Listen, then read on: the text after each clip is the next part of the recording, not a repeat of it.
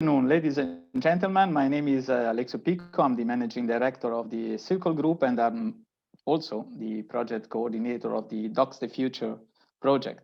Today we are it's not really a final event of the project. Our project is a CSA in Horizon 2020, meant to shape, together with others, the port of the future in 2030. It started 3 years ago, more or less. And now we are at the end of a cycle, but as you can see during the day, it's also the beginning of another one. That means that we have something to present, and we have a very, very high-level panel, different panels and sessions with high-level experts. We are going to present the outcomes of our project, the many outcomes of a CSA. We are going to present outcomes coming from our sister and brothers research innovation action projects of the ports of the future, the TRERIAs. And we have also experts discussing and presenting the different perspective for the port of the future in 2030. So many things. And the best things to start is first to remind you all and all the speakers to be really on time. We have a lot of content today, and we want to stick on the time frame because we need to stick, and we want to give the best out of it. And the second is, okay, we have a very nice video. We produce it we have just produced it, and it is in 3 minutes summarizing the end of this cycle and the beginning of the new one, the creation of the so-called network of excellence of the ports of the future. So if my team and Andrea specifically could launch the video, we will then start with the different presentation later on. Here the video is coming. DockstheFuture is a Horizon 2020 coordination and support action project aimed to define the vision of the ports of the future in 2030. It covers many issues from emission reduction to port-city relation and simpler digitalization processes. But what does Port of the Future stand for in the first place? Port of the Future delivers value to its customers through operational services that have a minimum negative social impact and are compliant with EU regulations. So let's look at how DockstheFuture defines this concept. To tackle the most demanding global issues of our time, the United Nations sets 17 goals with high-level strategic objectives for 2030, known as UN Sustainable Development Goals. DockstheFuture relied on the world's port sustainability program, specifically focusing on its 5 macro areas: climate and energy, community outreach and port-city dialogue, governance and ethics, resilient infrastructure, and safety and security. As a start, DockstheFuture mapped 136 projects and initiatives with 35 strategic objectives per macro agenda, resulting in a clear overview of main interest of the port projects in recent years in Europe and further. Next, 3 tools around the main theme of the Port of the Future concepts were developed: the Transferability Analysis of the Port of the Future solutions, the Project Common Index, the Decision Support System. Through these tools, DockstheFuture aims to inform, interact with, and build synergies between the interested parties. Finally, a training package has been created with the goal of transferring the know-how of the 3 tools of the port community and is accessible on the website. And what about the Network of Excellence? The Network of Excellence gathers the most innovative ports, willing to team up and take action to support the maritime community. The ultimate goal is to develop innovative projects and to achieve the port's sustainable targets based on opportunities from funding programs such as the brand new Green Deal. The core topics of the network are focused on essential parts of the EU Green Deal founding elements. The Network of Excellence will have a leading role in overcoming present and future challenges and promote ideas of the port of the future. By speeding up the distribution of practical innovations, the network will boost the business and the industry. Finally, the network will act as a binding entity with other organizations, such as the European technology platforms, international associations, and maritime clusters.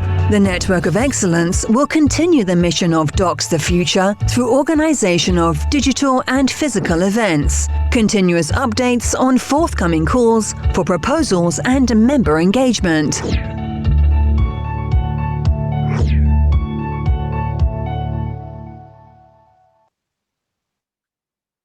Thanks so much, Andrea, and I think it was a very nice way to start.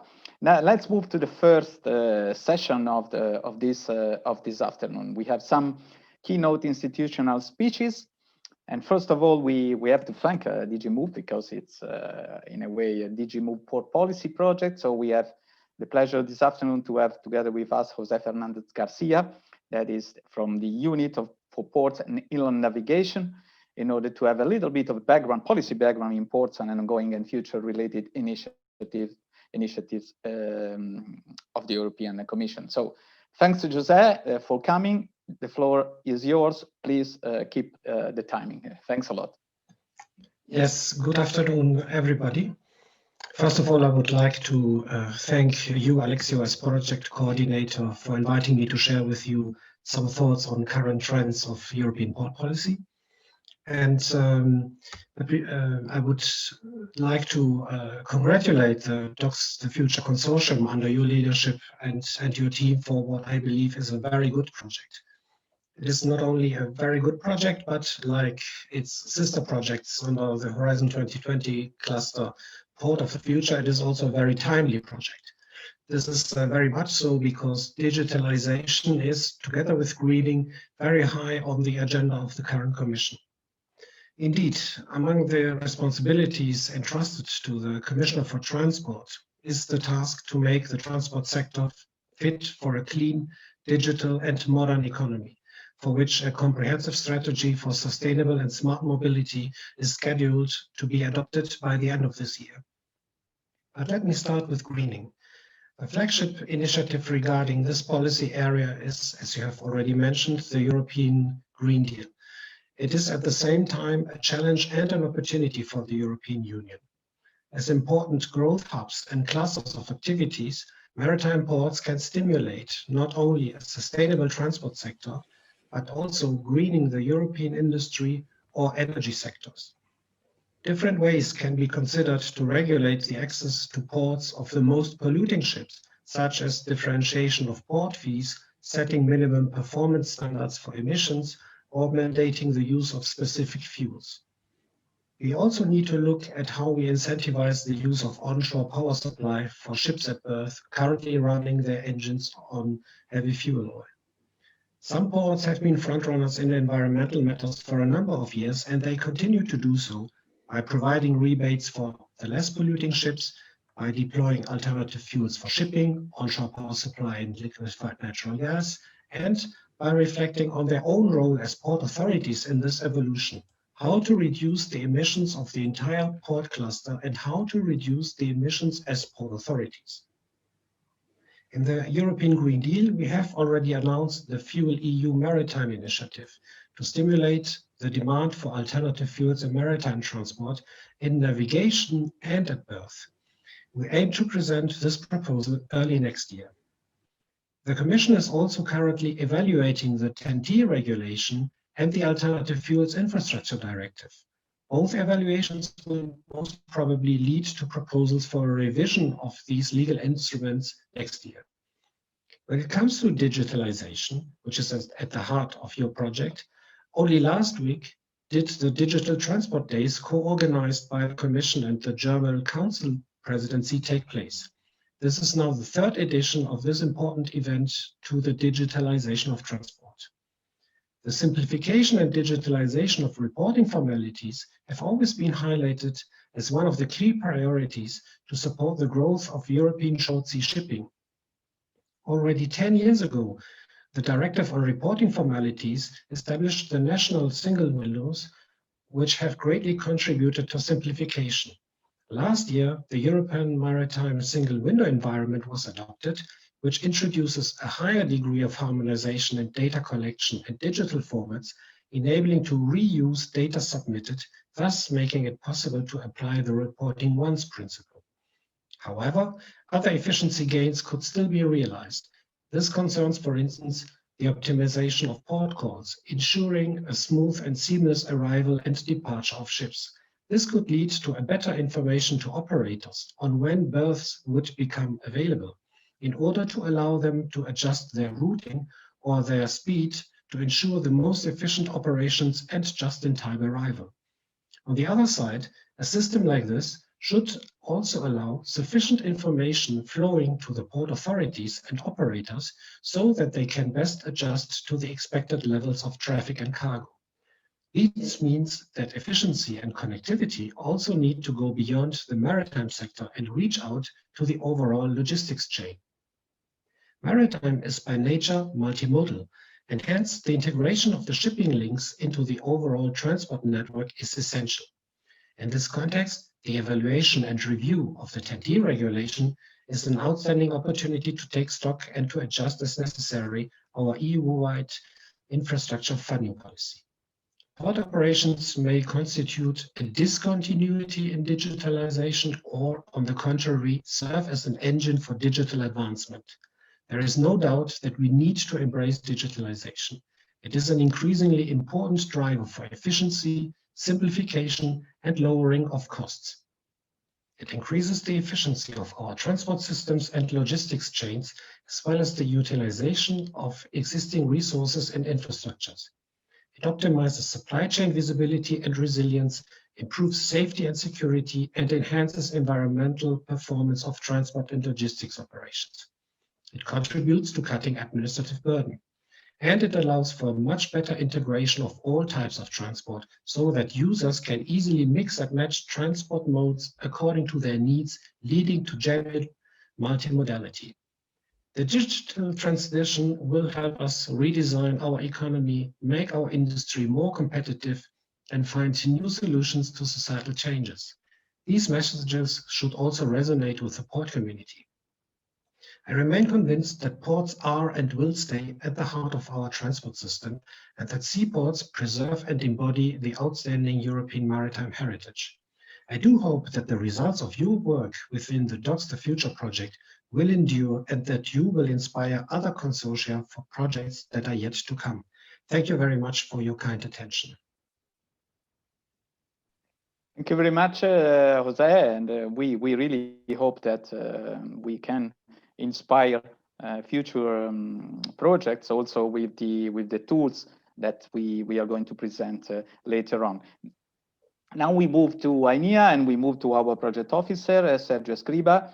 I think we had a very good cooperation since the very beginning. Sergio was really helpful to steer the project also in the right direction, accommodating also the little changes that are always needed for the project to be really, successful at the end. So, Sergio, we want to know something about you, highlighting, what you think about our DockstheFuture project, and also, making reference to how we can inspire in next future funding opportunities. So, Sergio, the floor is yours.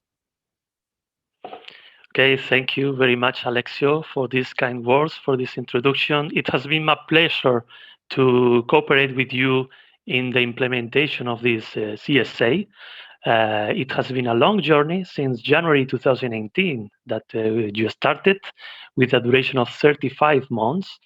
You have been successful in meeting the objectives of a CSA, which typically are networking, clustering at sectorial level, also management of knowledge and policy recommendations. But this CSA, DockstheFuture, has gone a bit beyond those standard objectives and have produced also some tangible outcomes that we will know along this conference. I will review a bit how has been the methodology used by this project, the outcomes we'll touch a bit, and then I will conclude with some next steps. So as you said, there are some more funding opportunities in line with the intention, the strategy followed in this CSA. The overall goal of the DockstheFuture is, of course, to build the vision of the ports in a horizon time and the long term, but to be more practical, to improve the environmental performance of ports. And this is in line with the EU policy goals, those mentioned by Jose before, and also the United Nations sustainability goals. There are many areas to work with in the port sector to improve the environmental performance. This project is addressing dredging, emission reductions, energy transition, electrification, smart grids, port city interfaces, and the use of renewable energy management, among others. In practice, the methodology followed by this project, I would group it into three big steps, three set of outcomes. The first one, the project approach during the beginning, the first period, the definition of the objectives. So where do we want to go? What are the objectives? And then the project prepare a definition of the ports of the future concept, downscaling from the high-level political objectives to specific technical objectives. So what can be improved in the project to also to improve the environmental performance? The technology needs were identified thanks to a successful contact with the port stakeholders. This is the first step. The second one is the how. So how do we achieve those objectives with the technologies that are available in the market and also with the results coming from previous research projects. So the project, the CSA DockstheFuture, made a very good exploration of what is on the table, what are our tools to work with. The project prepared an evaluation methodology for these results, for these solutions, based on KPIs. And then the project has also suggested some strategies for implementation. In practice, there are contributions for policymakers. For example, the R&I policy recommendations that fed directly the Commission policies, and also I am aware some national innovation owners are using those recommendations for drafting future policies. Summary document that you will find in the website is the Ports of the Future Roadmap for 2030, which can be used by any policymaker to think about the needs of the port sector. A second group of contribution is the tools, the smart tools for evaluation of project solutions. For example, the Project Common Index that you will know later on by one of the speakers, the Transferability Analysis tool as well for ports of the future solutions, and the Decision Support System. As said, you will know more details with some speakers later on. Another contribution is the training package. So these tools are, in some cases, not so evident to use. So there was a need also to present these tools, these strategies in a familiar way, and in order to understand the methodology and to guide the end users with these new tools.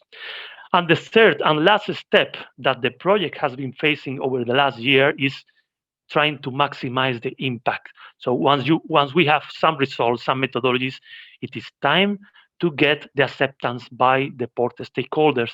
And this builds on a common understanding that has been achieved through conversation with many type of stakeholders, through the creation of the Ports of the Future Network of Excellence. This is the group of end users that at the end of the day will take these solutions and will implement into the respective port authorities. The project have also worked with the technology providers, trying to cluster with the scientific community, networking with the other projects, and cross-fertilization of results from projects working on the same area. And in that sense, this CSA have also worked hand by hand with the 3 research projects funded under the same topic. I'm talking about Coriolis, Pixel, and Port Forward. It was very successful the way that these 3 research and the DockstheFuture CSA have collaborated, have participated together in special sessions in many interesting international events. But the feedback, the results are also addressing the general public. Citizens are affected by port operations. We think about big port cities in which the polluters, the transport, and also port activities have some impact into the citizens that lives in the surroundings. To this end, the project has been in close contact also with Association of Port Cities and have built a good methodology and good analysis of port-city relationships and how to address port changes in the way that is beneficial also for the surrounding city.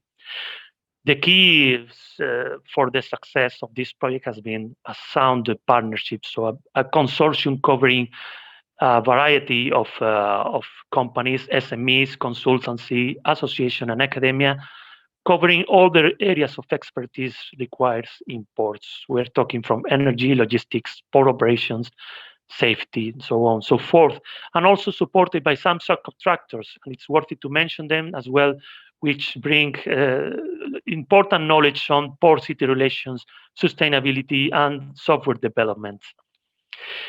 This has been a successful journey, but this is just the end of the beginning. As Alexio said, this is just an inflection point. So the CSA has identified the technologies, the implementation strategy. Now it is time to put hands on and to make this port improvement a reality. You will always find EU support to this end. The Commission is fully committed with environmental protection, with the mitigation of climate change effects. And the example is the Green Deal call, which aims to make Europe climate neutral by 2050, while keeping an eye, boosting the economy also through green technology and sustainable industry.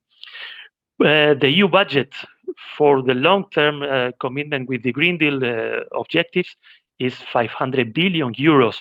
But there is already some commitment in the ongoing programs. For example, in Horizon 2020, I have to say that there is the first call for proposal open for the Green Deal package. And I want to highlight the topic 5.1 that is about green airports and ports as multimodal hubs for sustainable and smart mobility.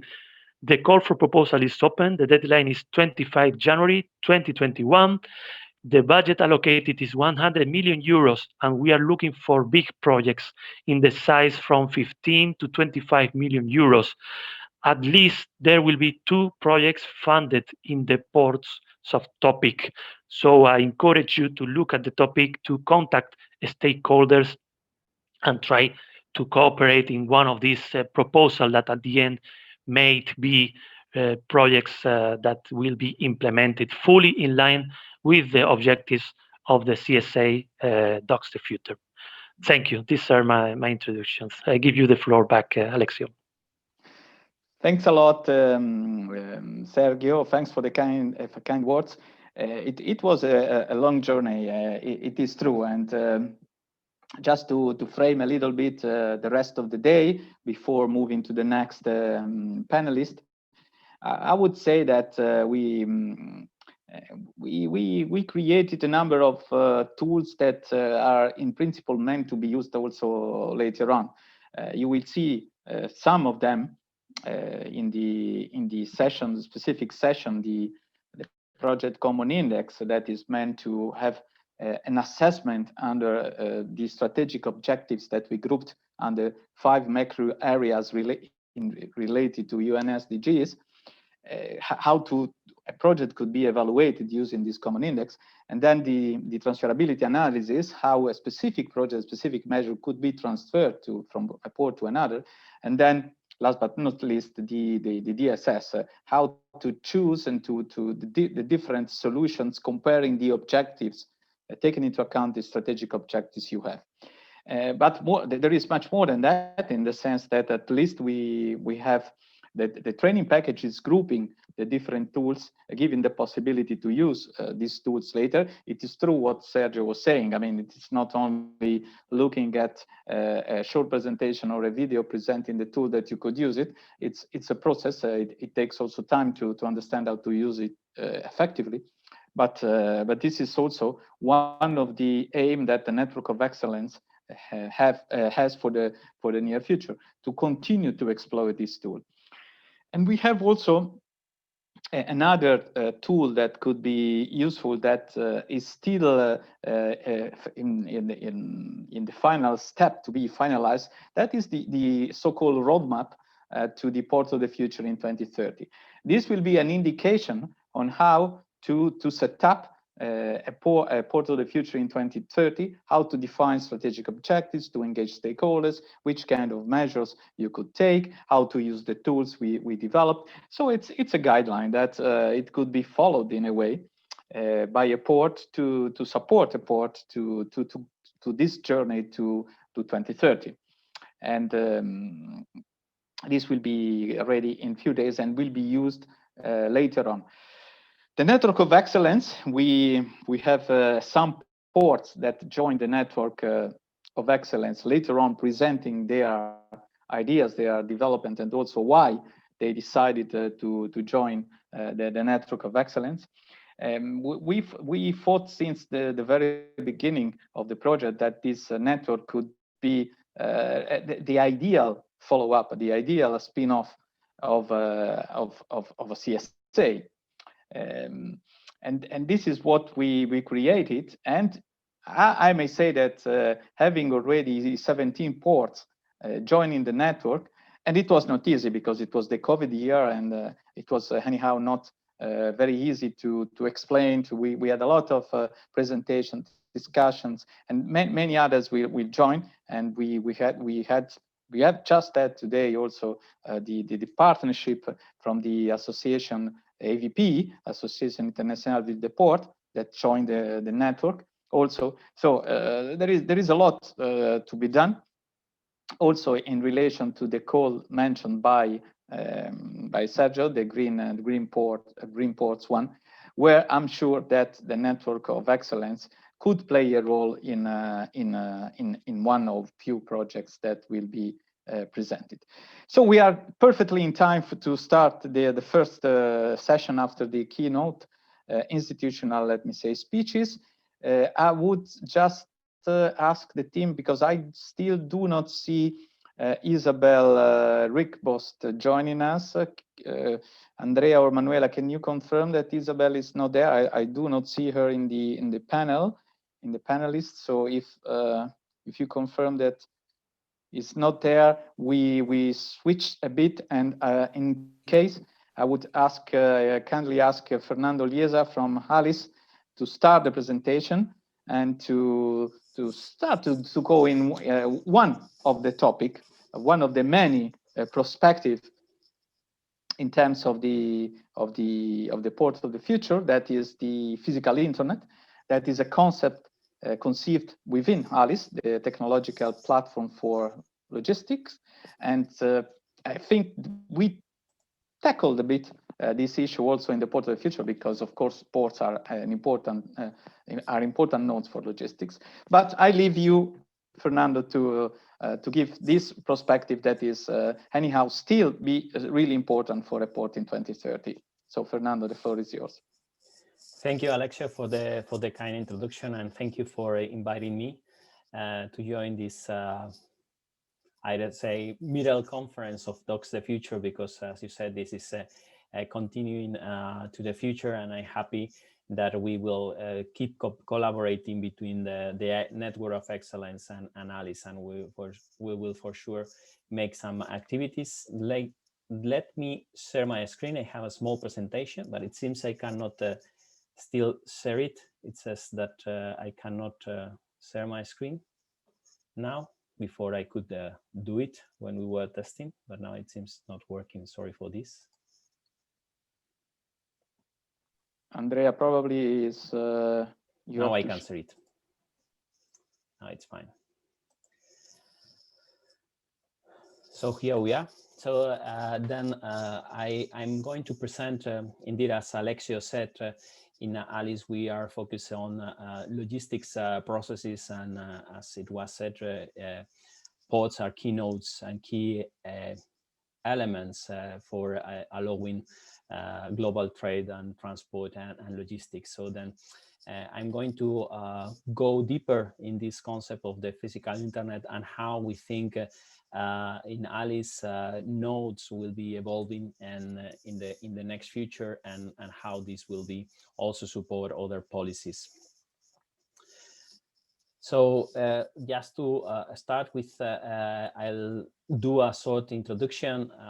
Who is in Alice, and of course in Alice we represent, or we have representatives of different types of stakeholders in the freight transport and logistics, and that's give us a very rich overview of the different roles and giving users, technologies. And here in the slide I only highlighted those stakeholders or particular companies that are quite relevant for these ports of the future subject. We have some ports, but we have also terminals, we have infrastructure managers and other companies involved as Alice. So then this gives us a richer overview and then also an holistic view on the ports and the usage of the ports from, of course, freight transport and logistics perspective.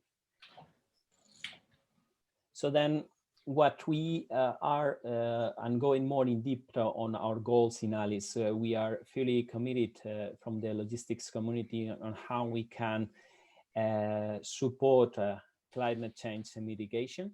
And here in the slide, we present some of the scenarios for how we need to reduce emissions. And then in the right side figure, you can see that if we would have picked the emissions in 2016, we could move along a softer or more smooth curve to the zero emissions. That is the objective. But the more we wait, the more stiff this curve will be. So then this means that we need to act very fast. And indeed, in Alice, it's when we reach or when we look into the Green Deal call or the Green Deal of the European Commission, we look into the climate neutrality by 2050, but also on the interim objectives of 2030, because at the end, what we see is that what we do in the next 10 years will be very, very important for reach the objectives or not. So then what we see also is that in order to transition all the assets we have now to low emissions energy assets, this will take time. It's an investment, it's capex. So then this cannot be done from one day to another. So then we look how we could support this transition and make an impact in the short term, because at the end, whatever we do so for example, if we save 1 ton of CO2 this year, this means saving 10 tons of the CO2 in 10 years. So what we look is how we can support making freight transport and logistics more efficient and try to solve some pain points. And indeed, this is the origin of the physical internet concept. So then it's how we, and that I will explain you a little bit later. So it's how we can open and connect non-efficient networks and how we can access to interoperable resources. And it's indeed, I'm very glad to have here Mr. Garcia introduction, because everything that was mentioned was indeed enabling to get the benefits of the physical internet.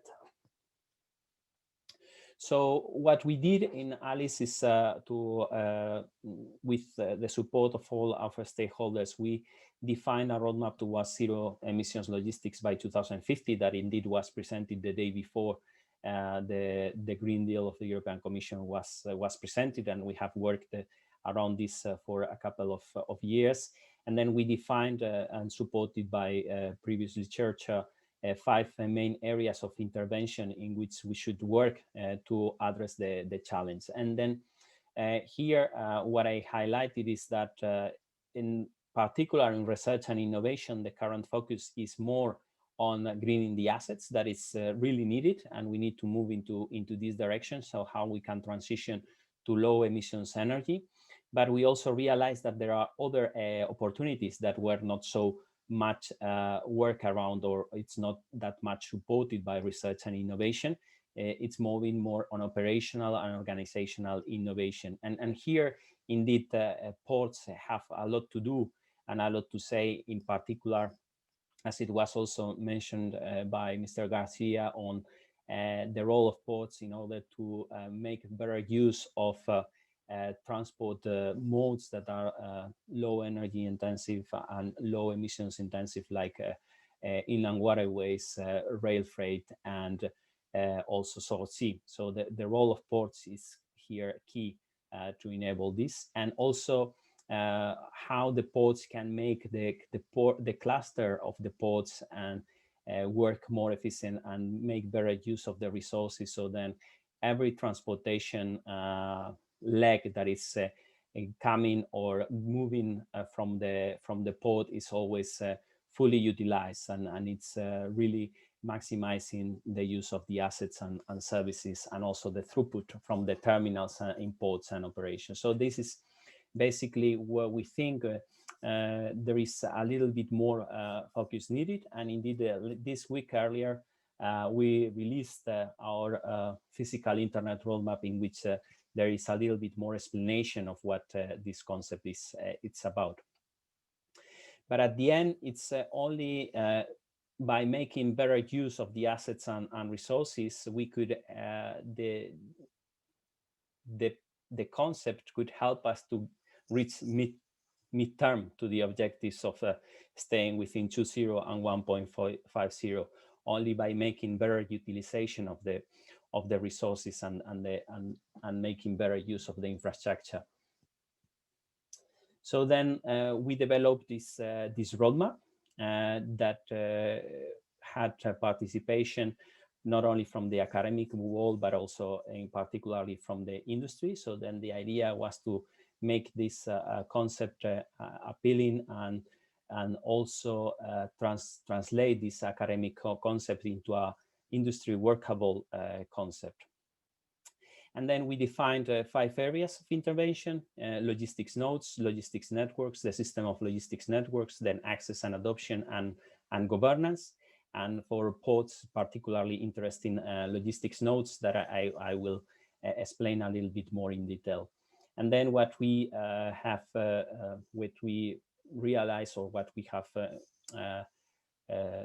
indeed ambition, is that this transition started already 5 years ago. So then there is some work ongoing, and then from 2020 to 2030 we have defined different evolutions and generations of the different areas towards 2030, where we think there will be mainly industry implementations into the operations. And then we envision concrete benefits on moving around these generations. And also we envision, when we arrive 2030, we'll have the first pilot implementations in operations, but still there will be room for improvement until 2040 in terms of automated and autonomous operations. And then what we included is also in the roadmap what we want to achieve by 2030 and 2040, and what the next steps could look like. So then, in terms of, as I said, I'll explain more the logistics nodes, and here what we see is that, and this is particularly interesting for our the end users and for transportation companies, freight forwarders and shippers. They need to operate with and work together and collaborate with many ports, many terminals all over the world for their transportation and for their logistics chains. And here the idea is that how these logistics nodes that are at the end, ports, airports, warehouses, distribution centers, can define the services and processes in a more standardized way. So then at the end, the way the platforms or the companies interact with the platforms and PCS of the ports are more or less harmonized or the same. So then they don't need to build as many interoperability capabilities as ports they are working with or as port stakeholders they are working with. So then it's how to define these standard processes and protocols. So then once you can you have this defined in your system, you can connect to every port or every terminal for that particular process that it's standardized. Then the second part, it's on how you and the ports nucleate a number of stakeholders, a number of services. So how you can really provide visibility of those services and accessibility to the stakeholders using those services, and make this digitally accessible, and then also to enable business collaboration and business models across these networks. And here, for example, we have some good initiatives in Port of Antwerp with Nextport or Portbase or Port of Valencia that are evolving their port community systems and make them like port community systems 2.0. So then they enable additional services and also interconnectivity with other information sharing platforms, naming them trade lanes and others. So then how we can really evolve these nodes into the physical internet nodes, so then the companies and stakeholders can access to those services and resources. So then sorry Fernando, just a couple of minutes, sorry. Yeah, I'm finishing already. So then it's then we move in different areas. It's we start with non-standardized transshipment nodes, and then, as I said, is how to open the seamless node service offering. And so then better information, capacities, and so then the stakeholders can better plan and can better access to the resources. Then moving into more automated processes and services towards that nodes are really interconnected in the logistics network. So then it's an evolution. And what we see here is that even if we don't need to move from one generation to the other, we see companies and ports that are already working on generation 2 or generation 3. So then there are like different possibilities to evolve. And then at the end, what it's important is on the next 5 steps. So then what we think is really important is on sharing characteristics, capabilities, and services of the nodes and work on how we can define those in a more standardized way.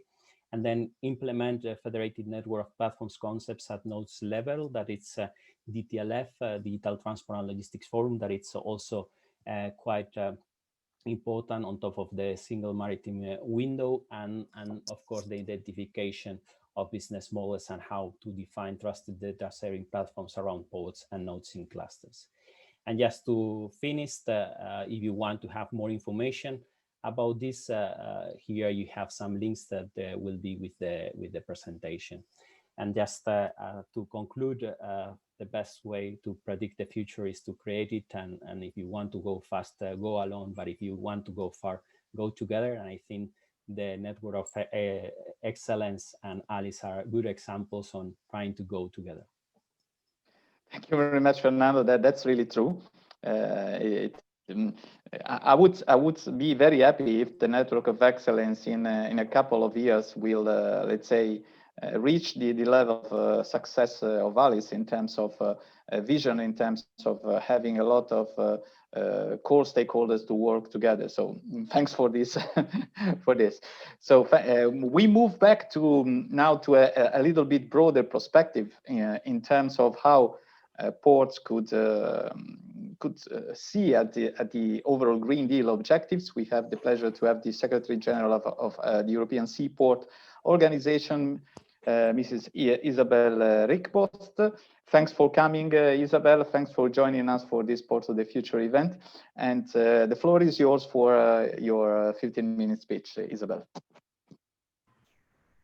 So, good afternoon. Do you see me? Do you hear me? So that's step one. Step one. And now try to share the screen. If that goes well. So okay, it's coming. Yeah, it's coming. Very good. let's see if now it goes in presentation mode. Yeah, start now. Okay, but now it disappears. Now, yeah, let's see if it goes. Yeah, so good afternoon, everyone. I'll try to keep within the time. So I did this presentation already for one of your previous meetings, but I'll try to update a bit with the latest news or our latest thoughts. So for us, for European ports, the Green Deal is an important an important policy. I mean, it's an important policy for Europe, and since ports are really at the center of all these strategies, also this decarbonization strategy, it's also very important for us because as it was announced, it changes the way we produce and consume. It will change and frame everything in what is happening. And so therefore, this whole pathway to a net zero continent, let's say, emission area by 2050 is very crucial for European ports. So we have developed a reply, let's say, or a position on the Green Deal. And first, we welcome the ambition. So let us be clear. We as ESPO, we have been welcoming, and also the European ports, this European ambition. We think that it's important to reach it in the most effective way, to keep an eye on the competitiveness of Europe's economy. And we want to stress that cooperation will be needed between all stakeholders, but also between policymakers.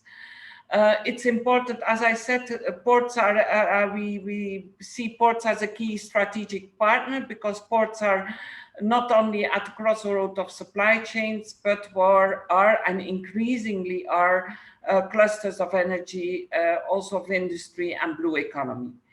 Then our third point, and before the third point, and this is a slide that I mixed because it's a bit just a snapshot. How do we see ports with all the stakeholders around, see the complexity of ports. Not for all ports this picture is the same, but it shows the complexity, but also how important ports are at the center of these strategies. So then for us, if we look at the Green Deal, and also in the Green Deal, the greening of shipping is a priority, and we also support that priority, because we also believe that it's one of our most important stakeholders. We see it as a priority. We also see that the prime responsibility is with the shipping sector itself. But of course, we as ports want to facilitate this process. We think that it's important to have a strong cooperation with the shipping lines, but not only with them, but also with the energy providers and cargo owners. Isabella, Yes? sorry, we still see the first slide and not in presentation mode. So I don't know what's happening. Yeah, wait, I'll because try. we still see the cover of the presentation, but yeah, I'll try to see if do you see now the good slide? Yes. Yeah? Yes. Number 3 on top of it? Yes. Yeah. Yes. Sorry. So you No, thanks, Isabel. So I thought I already had to stop.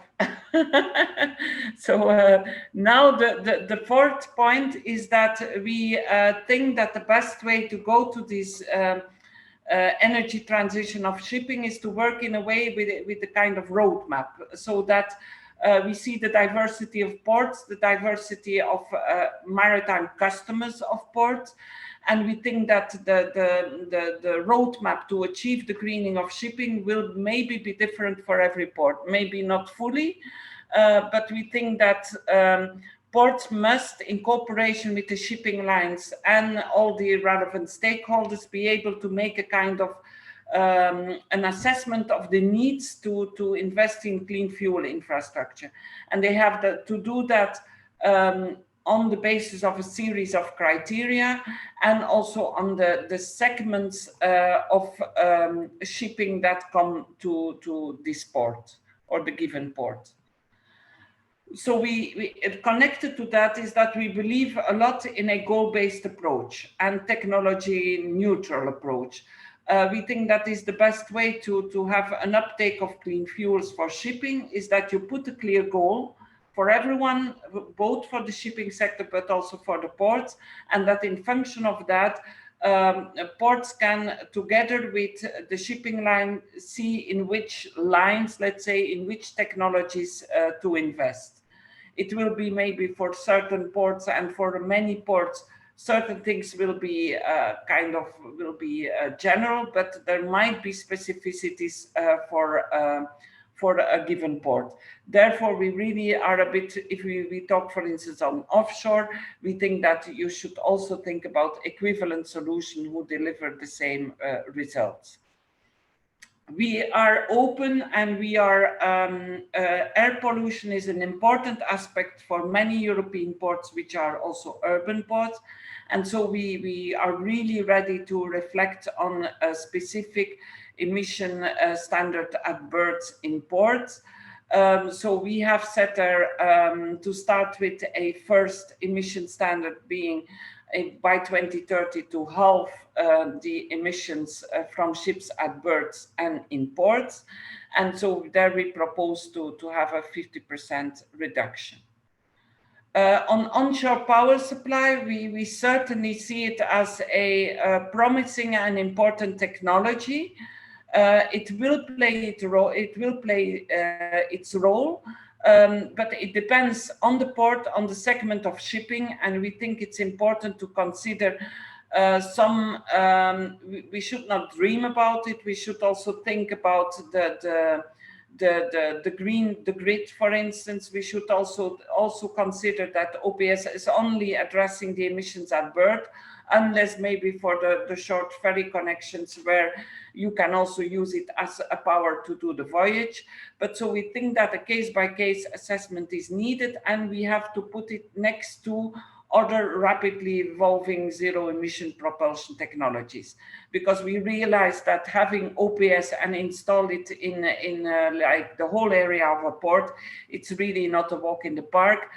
Not from an operational and technical point of view, but also certainly not from a financing point of view. For LNG, we believe that there is still a role for LNG as a transitional fuel. We see that the current legislative framework, the current AFID directive, still obliges ports to have these bunkering facilities.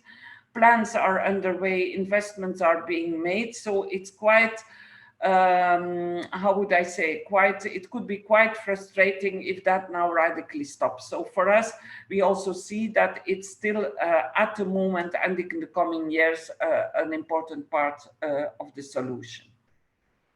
On market-based measures and incentives, we will not be the ones who will say which one should it be and so on, but for us it is important that if we have a market-based measure, that it delivers in emission reduction, that there is no administrative burden for the port. We also think that the competitiveness of European ports is important. So we really would look, and we know that there is an issue with transshipment ports. So there we really need, and we will ask policymakers to look into that, to see that there is no carbon leakage at one point, so but that we really not deviate important traffic from the port to other ports without any gains in terms of environment and emissions. Then we also ask for, we see that the review of the Energy Taxation Directive can be an important element in the whole greening strategy, in the whole Green Deal policy and strategy.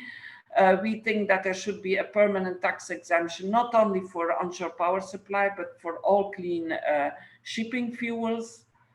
Then what we, and this is an important point that we wanted to address when we were reading the Green Deal communication, and I think, and I'm very grateful for that already in the Parliament, I mean, we have some other voices on that, because in the Green Deal communication, we believe that short sea shipping hasn't received the place it merits as a sustainable transport mode, and we would really ask to more attention for that, because we think we still have to recognize the short sea shipping. If we really want to go for a more green shipping, that's certainly the case, but even at the moment it's a very valid sustainable transport mode.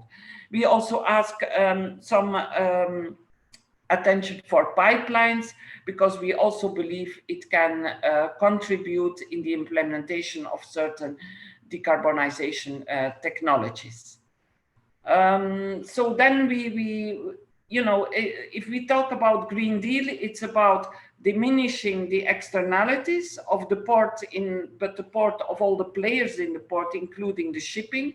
But it's also how can a port contribute to making this Green Deal happening, to how can it contribute to these renewable energies. And ports are important clusters of energy, and in that way they can really play an active role in a positive role in boosting these new energies. Also, if we look at, for instance, circular economy, also offshore renewable energy, ports can play an important role. We also see now that ports are really working with different stakeholders in and around the port in developing the hydrogen, because ports will also there play an important role in importing the hydrogen, for instance. And just for you to know is that also in ESPO, we now created an energy network next to our other standing committees. Next to mitigation, resilience to climate change is so important for waterborne transport and for ports. Ports, as you know, are literally on the first row. So also the investments and the infrastructure in the port will have to cater for that and to reply or respond to this challenge. Then digitalization, we see it as an additional or a complementary way of achieving these Green Deal ambitions, coming to a more greening shipping sector, but also a more green supply chain. Not only because you can enhance the efficiency, but also because you can increase the transparency. So you can really also, in a way, you can be more transparent over time. You will know a lot more. And so also the users, the cargo owners, will be able to make some more responsible choices. So we think that this is also an element we have to look at. And finally, the money. And so this is an important part of it, because the whole Green Deal ambition and making it happen, ports can play an important role in that and want to play an important role in that. We see that ports are really at the center of these strategies, but it will require a lot of money. I must not say that in the current period, it's becoming more challenging. As ESPO, our membership has explicitly said we do not want to put aside the Green Deal ambitions. With the COVID crisis, we really want to pursue that, but there is no time to waste. So ports agree there, but there are also no money to waste.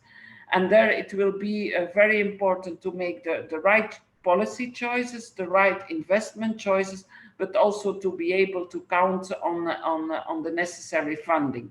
And this will not only maybe be the transport funding, but also the energy funding, because there we see also a lot of synergies between TEN-T and TEN-E. So and that is what I explained. We also see we are very supporters of the green recovery. We always, of course, and we are a bit disappointed if we see the results or the possible results of the MFF discussions. We would have preferred to have more money for these promising technologies and for these energy and transport issues to make this Green Deal happen.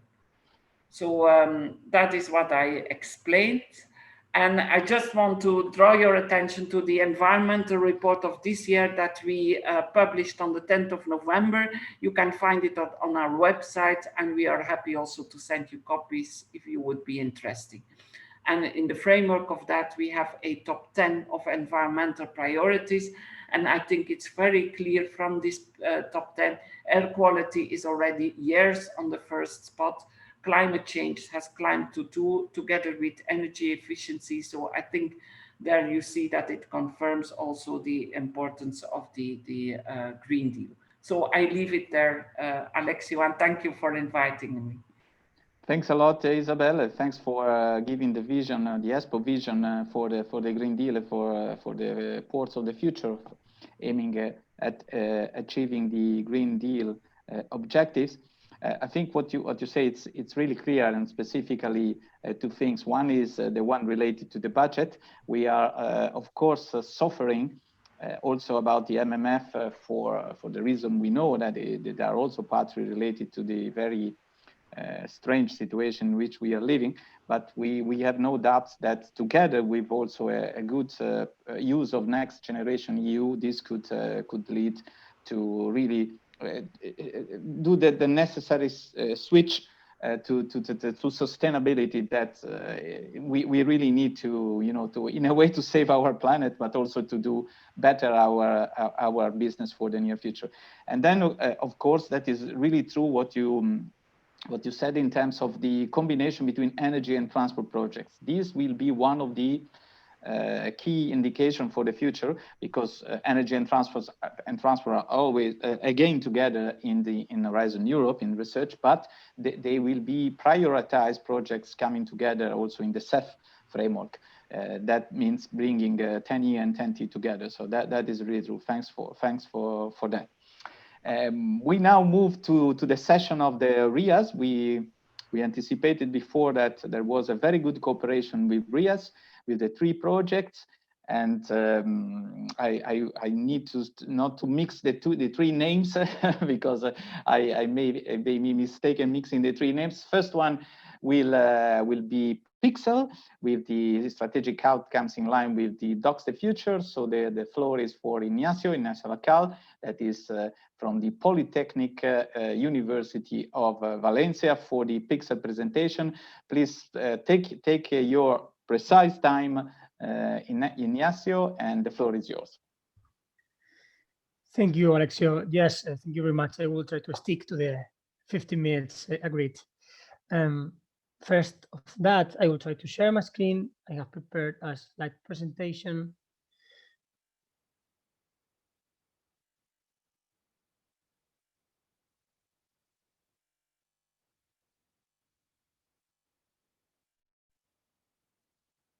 Yeah. Can you see it? Yeah. Okay. Right. Good. Thank you, Alexio. And first of all, well, to congratulate you for the good work you have been doing these years with DockstheFuture. To congratulate you also for the good video you have displayed at the beginning of this session. I like it very much. And to also congratulate the rest of panelists that have presented before me. It has been very illuminating. It is always very good to hear about the policymakers' perspective on what we are doing and what we are addressing. My presentation today is about how we have contributed, what we have learned, what we have done, and the good things we have provided to align the ports that are in our projects and the rest of ports of Europe towards the port of the future concept, actually. Everything began at 2018. As you may know, Pixel is one of the RIAs that was funded under the Mobility for Growth Port of the Future call back in 2017. And we had good discussions, we had good encounters, we shared good times together, the 3 RIAs with the Docks, well coordinated by Docks of the Future CSA. We see it together, sharing the vision of the ports of the future innovation. We had good times in different events, as you can see in my presentation, in Porto, also all together with Alice, for example, with in Athens. We had this midterm event for the future in Trieste. We met together in both organized events by the CSA and as invited sessions in another international relevant events about ports and the innovation in ports, which I've been delighted to participate in. Afterwards, as you know, the coronavirus came to our lives and we needed to adapt to it. So for the last times we have been adapting to this, having our meetings, our discussions, our contributions via teleconferences in virtual fashion. It has not been as fun as it was before, but we have contributed, in my opinion, in a good shape to the ports of the future. When we started thinking about what Pixel could contribute to the ports of the future and to DockstheFuture objectives, we realized that the very title of our project and the very overall objectives of our project matched perfectly the ideas that the DockstheFuture as a project defend that the port of the future should consist of.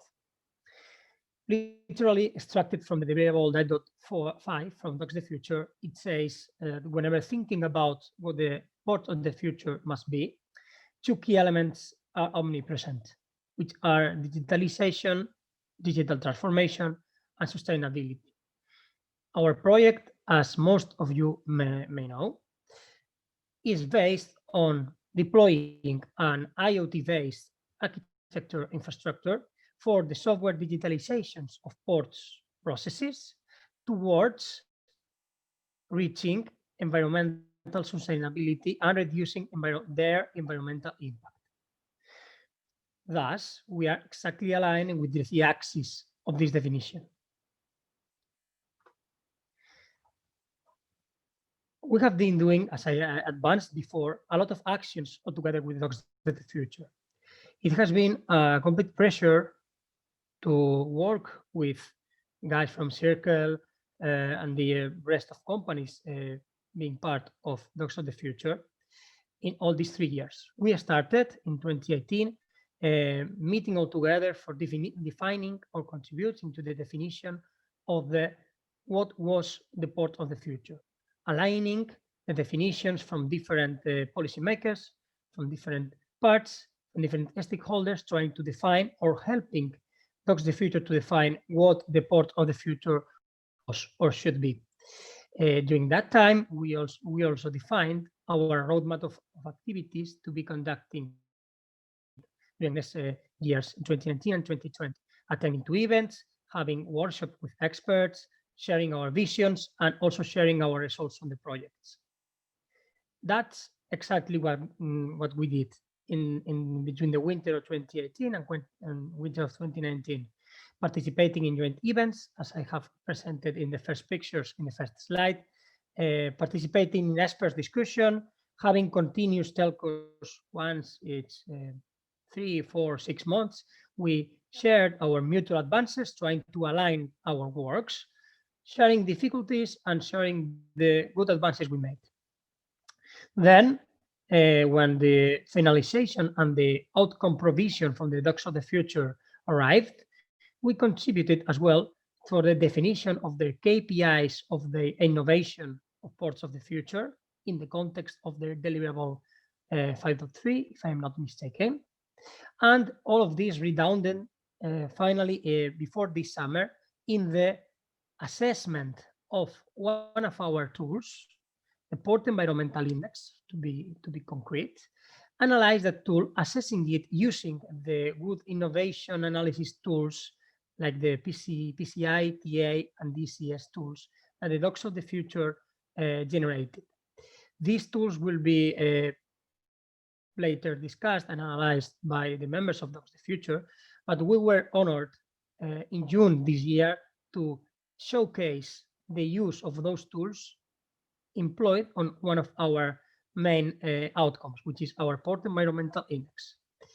As it is just a little bit displayed in this slide, we use the tools we provided feedback, and we welcomed all the feedback that also DockstheFuture provided to us in order to realize that we were completely aligned with the United Nations Sustainable Development Goals and with other parameters that DockstheFuture identified as key for letting know that one port is close to innovation, closer to the ports of the future concept, etc. We used both the Transferability Analysis tool and the PCI score tool. We fulfilled, with the help of Joris and the other members of DockstheFuture, of these tools, and we had these results you are seeing in this slide. We were very happy to share this with the rest of the areas, and we are currently in the phase of using the final deliveries of the tools for DockstheFuture to refine these numbers and to hopefully in the future to apply them to all of our tools. Actually, drawing from the lessons learned and the tools that the DockstheFuture have created, we are planning to apply these tools in one of our work program tasks. One of the tasks of Pixel, we are aiming to, it's called proof of concept. We are aiming to apply some of our results to external ports and to see how innovative they are. So within our work, we are using these tools for providing some results. So apart from just collaborating with them, we have found useful utilizations of these tools actually. Apart from what we have said before about generic alignment of Pixel objectives with the ports of the future concept that DockstheFuture defined, our innovative proposal is completely aligned with different points that from different documents we have been realizing are key for the port of the future. In a brief reference, in a nutshell, the Pixel innovative proposal builds upon an innovation backbone from IoT, data collected from sensors, from legacy systems, etc., building upon some software elements we have been creating along the duration of our project, such as port activity models and scenarios, optimization algorithms, merging together with the port ecosystem IoT platform, taking advantage of the already existing platforms in ports, helping them to becoming data-driven and data-centric and not document-centric, applying, thanks to this inclusion of different data using specific data formats we have been defining, applying predictive algorithms and analytics, for example, taking advantage of road traffic data, vessels traffic data, AIS information. All of those are being also used in which is our, let's say, flagship tool. That is the one you can see in the right of this slide, which is the Port Environmental Index, a tool that is aimed at helping ports, specifically small and medium ports, because it should be not expensive to be applied, to first measure and assess the environmental performance, and then let them take decisions over this information for improving their environmental performance in different areas. This is completely aligned with the ESPO environmental priorities settled in 2018. Taking advantage, we have a representative from ESPO here today. I know this is updated, but when we started in 2018, we already tackled and we have been aligned with 8 out of 10 of these top 10 priorities of ESPO in 2018. So one would say that Pixel is pretty aligned with all these lines different entities have been exposing today. To even remark this alignment, what we have contributed and what we have learned from DockstheFuture, in the table you can see at the left, this is extracted literally as well from the deliverable 1.5 from DockstheFuture, compiling according to them, which are the tools that a port of the future should dispose of to be considered as such. Out of those 10 definitions, 5 of them are being an intrinsic, an essential part of Pixel. Information sharing platform and our IoT platform, optimizing and digitalizing the logistic change, collaborative decision-making in the port. So one would say we have been pretty aligned, and we are aimed and entitled to continue the Ports of the Future concept with the outcomes we will provide when the project will end, which, by the way, will be next year, after summer next year. But this does not end here. Aligning this with 2030, the year 2030 is repeated here because this is the horizon of the Port of the Future concept set by the Docks of the Future, and also the horizon in time set by the European Green Deal call and Green Deal lines. And the Pixel, as you can see, is also aligned with 3 of them, specifically increasing the EU's climate ambition, fighting or striving for achieving a zero pollution ambition for a toxic-free environment in the port side, and of course being a digital tool trying to accelerate the shift to sustainable and smart mobility. Before finalizing our presentation, I would like to just let you know that if you want to keep updated with what we have done, what we are doing, and to be checking our advances, we will be just delivering our webinar series starting next year. We encourage you all to join there, also to subscribe to our mailing list. And thank you very much for your attention. This is my contact for any further question you may have. Thank you.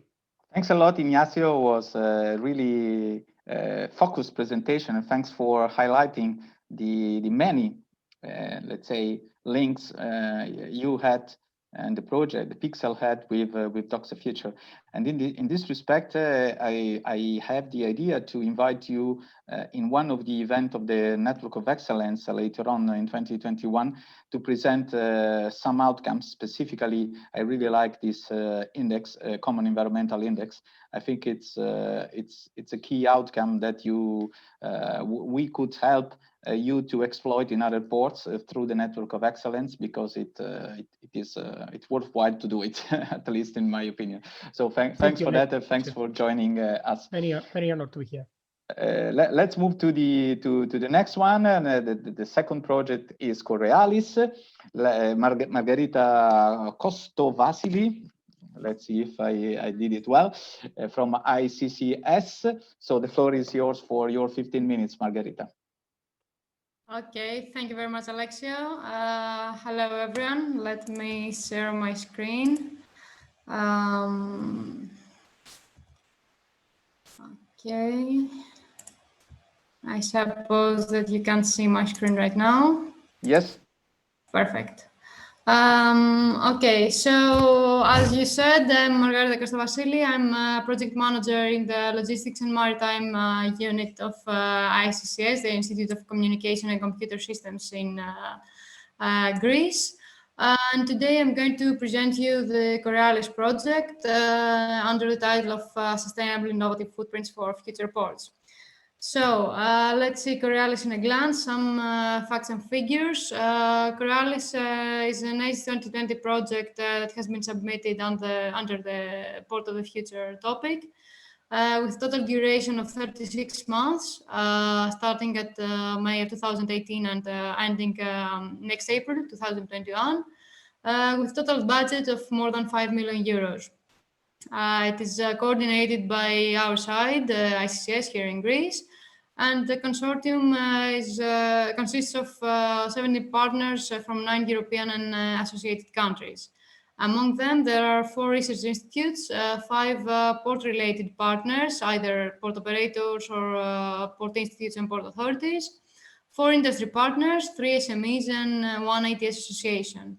Also, the demonstrations take place in living labs in 5 European port cities, including 3 out of the top 5 in Europe, which are the Antwerp port in Belgium, which is number 2 in Europe, the Piraeus port in Greece, which is number 4 in Europe, and the Valencia port in Spain, which is number 5 in Europe.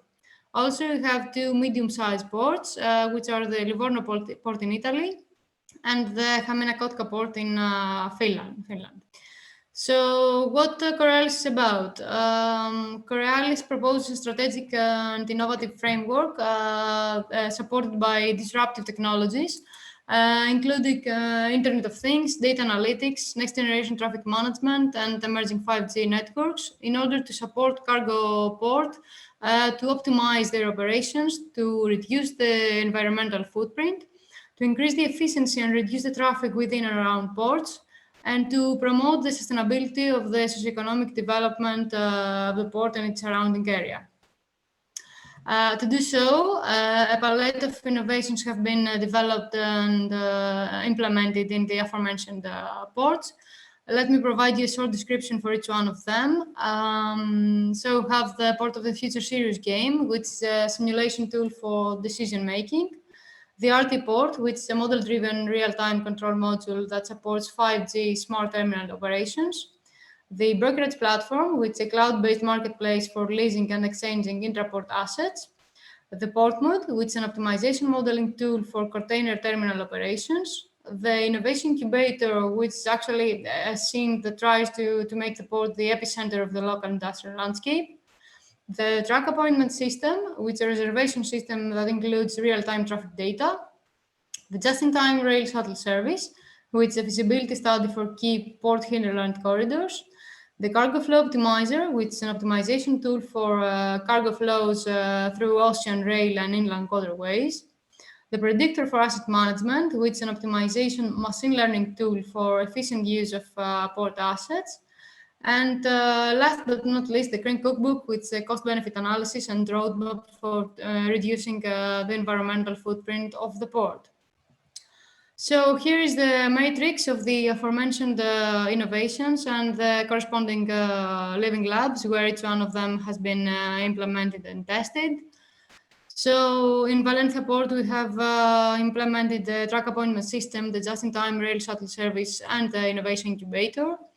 In Piraeus Port, we have the predictor for asset management, the energy assessment Green Cookbook, and the Port of the Future Serious game. In the Livorno Port, we have the port mode, the Rtport, and the Port of the Future Serious game. In Antwerp Port, we have the brokerage platform, the cargo flow optimizer. And in the Hämeenkotka Port, we have the track appointment system, the port mode, and the Port of the Future Serious game. So let me provide you a more detailed analysis for some of the innovations. Here we have the cargo flow optimizer that has been implemented only in the Antwerp port in Belgium. And this innovation actually deals with the data multiplexing for cargo flow optimization in order to provide alternatives for different multimodal delivery modes, along with their total distance, time, cost, and CO2 emissions.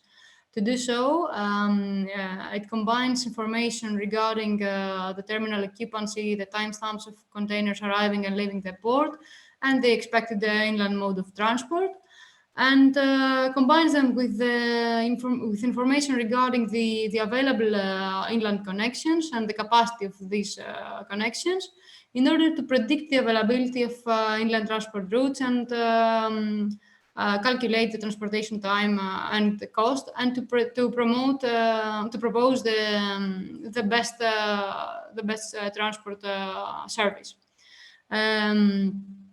The outcome of this tool is that the waiting times of the containers are minimized, as well as the total cost is reduced, and the turnaround times. Let's move on to the Rtport innovation. This innovation collects data from both yard vehicles and implanted sensors in order to provide real-time control of operations and executing an online analytical processing in order to take operating decisions and update the terminal status. This innovation has been implemented in the Livorno port in Italy, which is the first European port that has a 5G network infrastructure implemented. And the Rtport provides a high level of automation for the general cargo management process, It increases the visibility of the cargo in the intra-terminal operations. It reduces the number of moves that are required and the total mileage of yard equipment. And of course, it increases the safety of the port yard as it minimizes the human presence there. Regarding the truck appointment system, this innovation has been implemented in the Valencia port in Spain and the Hamina-Kotka port in Finland. This tool combines information from the truck side, truck appointments, orders, and rescheduling and positioning, along with information from the port side regarding the capacity and the appointment management, and information from the city side regarding the real-time traffic and the port-related traffic forecast, so as to execute the traffic simulation in and around port and provide the estimated time dynamically, the estimated time of arrival for the trucks and the rescheduling of them. Also, this assists to optimize the port operational flow and reduce the queues at the gates, the port city traffic, and the total mileage run. Regarding the predictor tool, this innovation collects and transmits data regarding the available equipment and the maintenance schedule of them, pre-processes this data and trains an artificial intelligence model in order to predict possible breakdowns of the equipment and help the operators to utilize these predictions so as to organize the predictive maintenance schedules, to have an overview of the available assets and to optimize their purchases. So this tool has been implemented in the Piraeus port in Greece and provides increased operational efficiency and yard equipment lifecycle, as it reduces the use of spare parts, lubricants, and tires, and serves as an inventory for just-in-time spare parts. Up to now, the current level of true positive prediction reaches the 85%. So regarding the Port of the Future series game, this is one of the most interesting innovations that have been developed in Coriolis project. Actually, this is a simulation-based game for decision support for medium and long-term strategic decisions for sustainable port city development. The user can set the model of the port along with any equipment or staff or sensors or any infrastructure that's available for the port, and execute some simulations regarding different scenarios of, for example, the consequences of climate change and any adaptations measures that have been implemented, or energy transition measures and their impact to the port. The simulations result to some KPIs regarding three main pillars. The people aspect, for example, the employment rate, the recreation or the safety of the crew and the people that are moving in and around port. The planet aspect, not only in the terms of the ecosystem and the emission, but also an overview of the climate vulnerability. And of course, the profit, not only in terms of the port profit, but for city benefits and the total efficiency of port operation. So here is the expected impact of Coriolis project that are totally aligned with DockstheFuture outcomes. So have the embracement of circular economy models in the port strategy and operations, the operational efficiency improvement, the yard capacity optimization, and the streamlining of cargo flows without additional infrastructure investments. As you saw, most of the innovations are application-based, requiring minimum investment on equipment or infrastructure. The third main impact is the reduction of the port's environmental footprint associated with intermodal connections and the surrounding urban environment for three major transport modes, which are road, rail, and inland waterways. And finally, to enable the port to take informed medium and long-term strategic decisions and become an innovation hub of the local urban area. So currently, we are working together with the DockstheFuture series game on the transferability analysis in order to bridge the outcomes of Corallis project and DockstheFuture in general. So thank you very much. Thanks, Margarita. Thanks for taking the time. And thanks also for mentioning the link with our project. I see that you have also a number of outcomes that could be very nice to be presented next year in one of the events of the network. So that is great for sure. So last but not least, we go to Port Forward, the last of the three areas. We are almost in time, and so please, Stefanos, take your time also. And so the floor is yours. Thank you, Alexio. I hope you can hear me and see me well. Let me just share my screen. Still not? Can you hear me? I can hear you, but we cannot see you, neither see you. Okay, nor of course the presentation, but at least I don't see you, but. Oh no, we can see you. Okay, so that's probably, okay. Okay, it was my problem. Sorry, Stefanos. Please go on. Let me just check.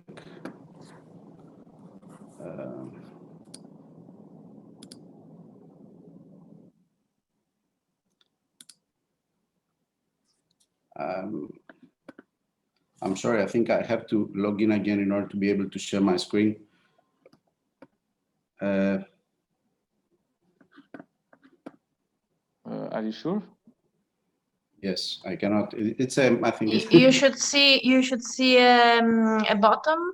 Yeah, I think it's a Mac problem. It's usual for a different. But they ask me to give permissions, and then I have to restart the program in order to do this. I can share the presentation for you if you want. Okay, sure. Let's do this. Here. Okay. Yes, let's do it this way. So 1 second. Sorry about this. So thank you, Alexio, also for and all the DockstheFuture team for the invitation to be able to present Port Forward and the development so far and how we have already collaborated with all the projects, and I'll try to give you an idea of what Port Forward is about, and hopefully to provide then an inspiration for what the future can bring to all of us. So my name is Stefanos Kokorikos. I'm a co-founder and managing partner in Rtport Innovation. So we are dissemination, exploitation, communication managers in the Port Forward project. So as you will see, our role in is to be able to provide the business perspective to a research project, and this is how we see this type of projects, and perhaps I think it's quite complementary to what also the other speakers have already presented. So we can go to the next slide. Some first things about the project. It's about a 5 million investment from the European Horizon 2020 framework, and our vision from the start was to provide the tools in order to make the port of the future smarter, greener, and more interconnected, taking into account the whole port ecosystem. The next slide, please. So as I told you, these are the three main pillars. We can go to the next one. Speak about the interconnected port solutions. which has to do with the connection of the port with the hinterland transportation. Yes, Manuel, if you can go to the next one. Okay, thank you. What we're trying to do is to provide the tools to be able to combine different types of transport. For sure, taking into account the technological breakthroughs and what we can do from that perspective, in order to be able to monitor and control the freight flows, which is something that, of course, this period has been quite stressed up due to this to the COVID crisis, and how it has affected the logistics operations in Europe. So in the next slide, we'll see the smart port solutions, which in fact is what it says about. It's about implementing ICT solutions to be able to exploit the power that the data that is produced nowadays in a port ecosystem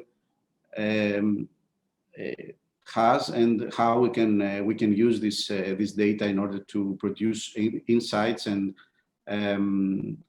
tangible results for the port operators. And finally, of course, as it has already been stressed out about the green port solutions, we are trying to provide the tools to our ports that will enable the minimization of energy usage and greenhouse gas emissions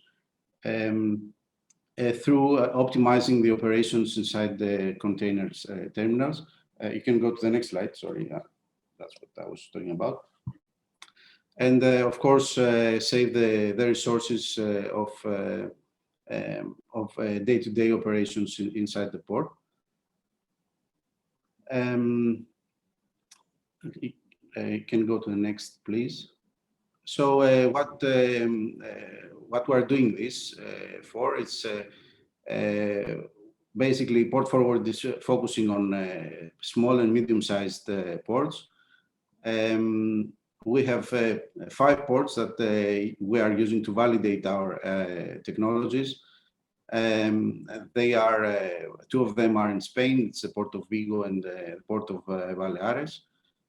We have an inland port of Magdeburg in Germany, and we have 2 Italian ports in port authorities, I would say, because they are port systems in Livorno and through our partner Marte in Naples. And also we have 1 port that is responsible for the replication studies of the project, and this is Port of Kristiansand, which is an upcoming a growing port with a clear digitalization strategy, and it's based in Norway, of course. So if we go to the next slide, we'll see that for us, one of the most important parts was to define the value proposition of Port Forward. Although we are looking at projects that are quite research intensive, and they are looking at innovative features that for sure they are quite far from the market. We are trying to understand what are the market situation, what is the market situation, how we can promote the research results into a more commercial, let's say, product.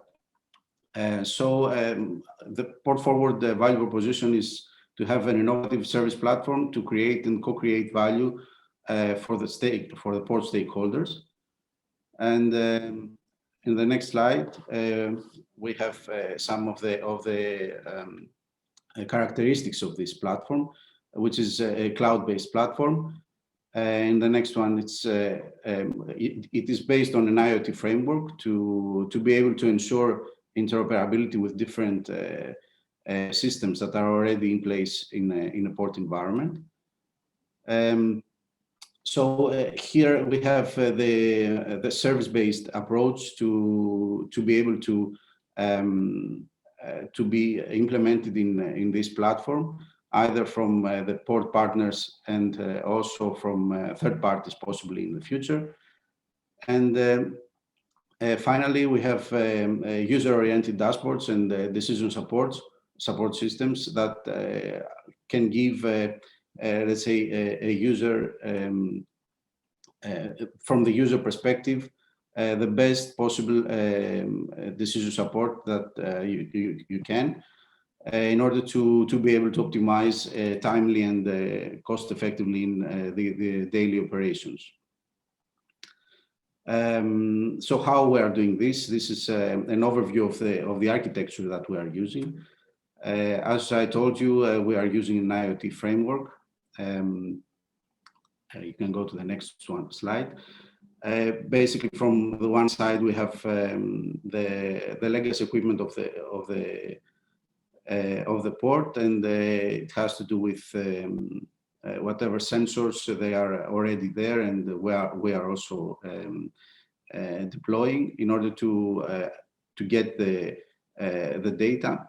And then, of course, we have the communication systems and the framework of the IoT in order to manage this data and provide them later on to the central cloud platform, where, of course, we have developed all the different services that we are checking, we are testing and demonstrating inside the port environments. The idea here is to be able to have a modular approach, to be able at the end to have a product for a port that will be able to choose their own, let's say, structure of the platform with the services that are more interesting and necessary for them. So we can have a look at the services of Port Forward a bit more in detail. You can go to the next slide. So firstly, we have some logistics-based services. Next, please. Which are mostly implemented in the ports of Balearic Islands in Spain from our Spanish partners, Acciona and Leitat. So we have a roll-on, roll-off storage optimization tool in order to be able to track the cargo when it is loaded and unloaded from Transmediterranea, which is a shipping company that is operating in the Balearic Islands. And also the way that we are also there looking the working hour optimization of the MAFIs, which are some working vehicles inside the port, as well as we have an outdoor asset tracking, which has to do with it has been modified now in order to be able to reflect to the needs of the COVID crisis, in order to be able to monitor the movement and congestion of people inside the port and the surrounding port area, so that it gives insights to the port and the city regarding the possible risks of virus spreading and stuff like that. So in the next slide, we are looking at a more quite technology-intensive use case, which has to do with augmented reality remote assistance applications, which has is implemented in the ports of in the Port Authority of Livorno, and it has to do with the monitoring of the goods controls and the inspection within the port boundaries. And also another use case that has to do with the assistance of the pilot when piloting the ship inside the port waters. In the next slide, we will see some use cases that are being implemented in the Magdeburg port, which is, as I told you, an inland port in the river of Elbe. So there, mostly by our coordinator, Fraunhofer Institute, IFF, we are building a virtual environment of the port area, where every asset of the port is being tracked and modeled, basically 3D modeled in the first place, in order to be able to provide a dynamic storage space monitoring tool. At the same time, we have a new use case regarding predictive maintenance of a critical piece of infrastructure in the port. It's sheet pile walls, which is quite important for the inland ports. And last but not least, we have, I think, one of the most mature, I would say, outputs of the project so far. We have the Green-Yard Scheduler, which is being developed now by our partner, Brunel University in London, in the port of Vigo.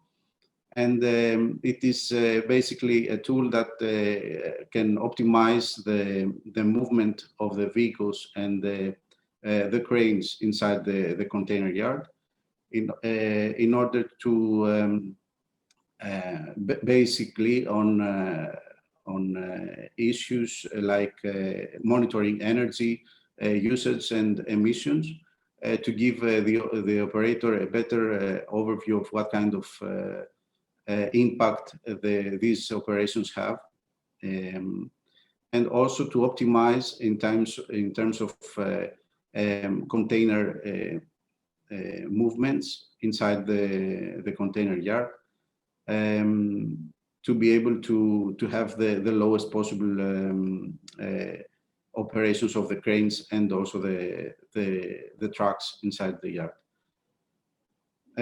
Also, we have sorry, if you go to the previous one, in the port of Naples, we have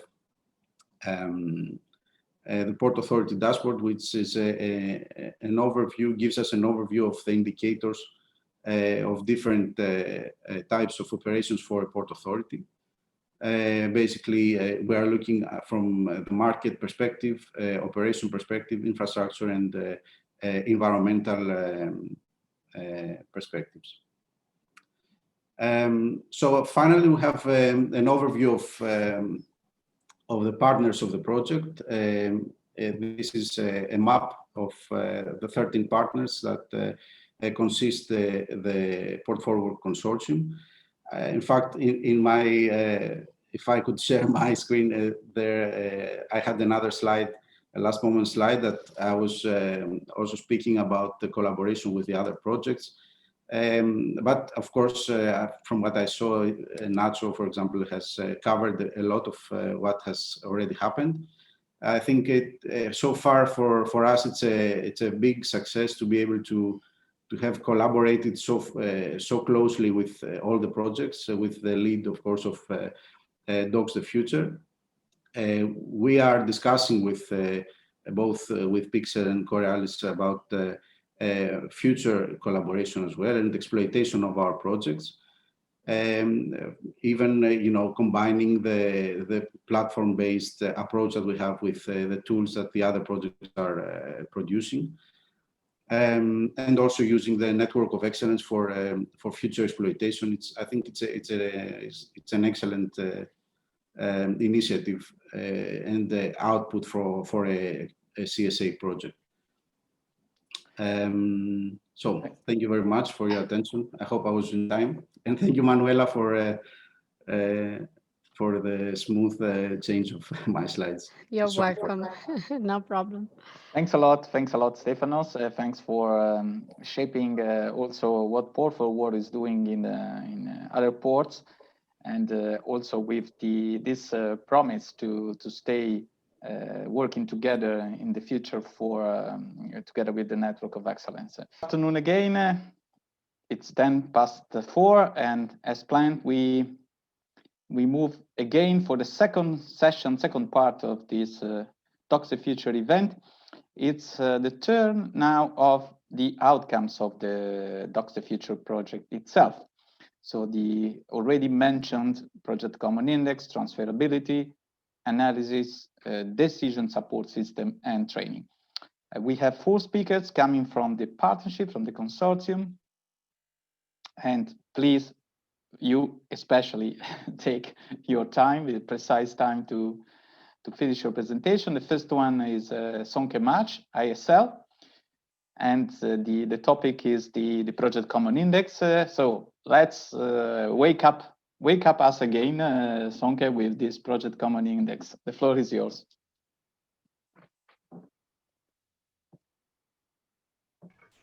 Thank you, Alexio. I will try to share my screen now. And especially, okay. Well, good afternoon, everybody, also from my side.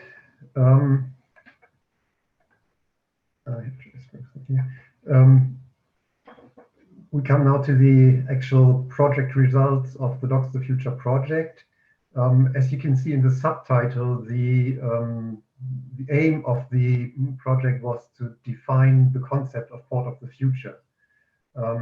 We have already heard today about the various elements that consists of. We have ideas about digitalization, about greening ports, and other very important topics for the future. So this, of course, also needed to be represented by the concept of the port of the future. So very early on, we understood and we agreed that the port of the future concept is actually a multidimensional concept when it comes to objectives. So in order to start grasping this concept, we approached it from 2 different dimensions, from 2 different directions, let's say.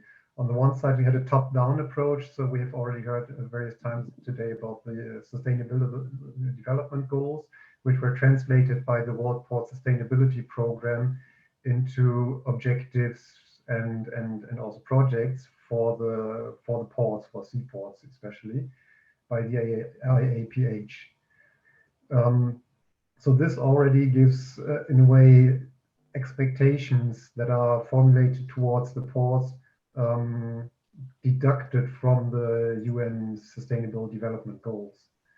On the other hand, we also did a detailed document analysis of various port projects, port development plans, also EU projects in the port area, to see what were the underlying objectives there, and of course projects of the present or recent past, to see what these ports are aiming at and what they wanted to achieve.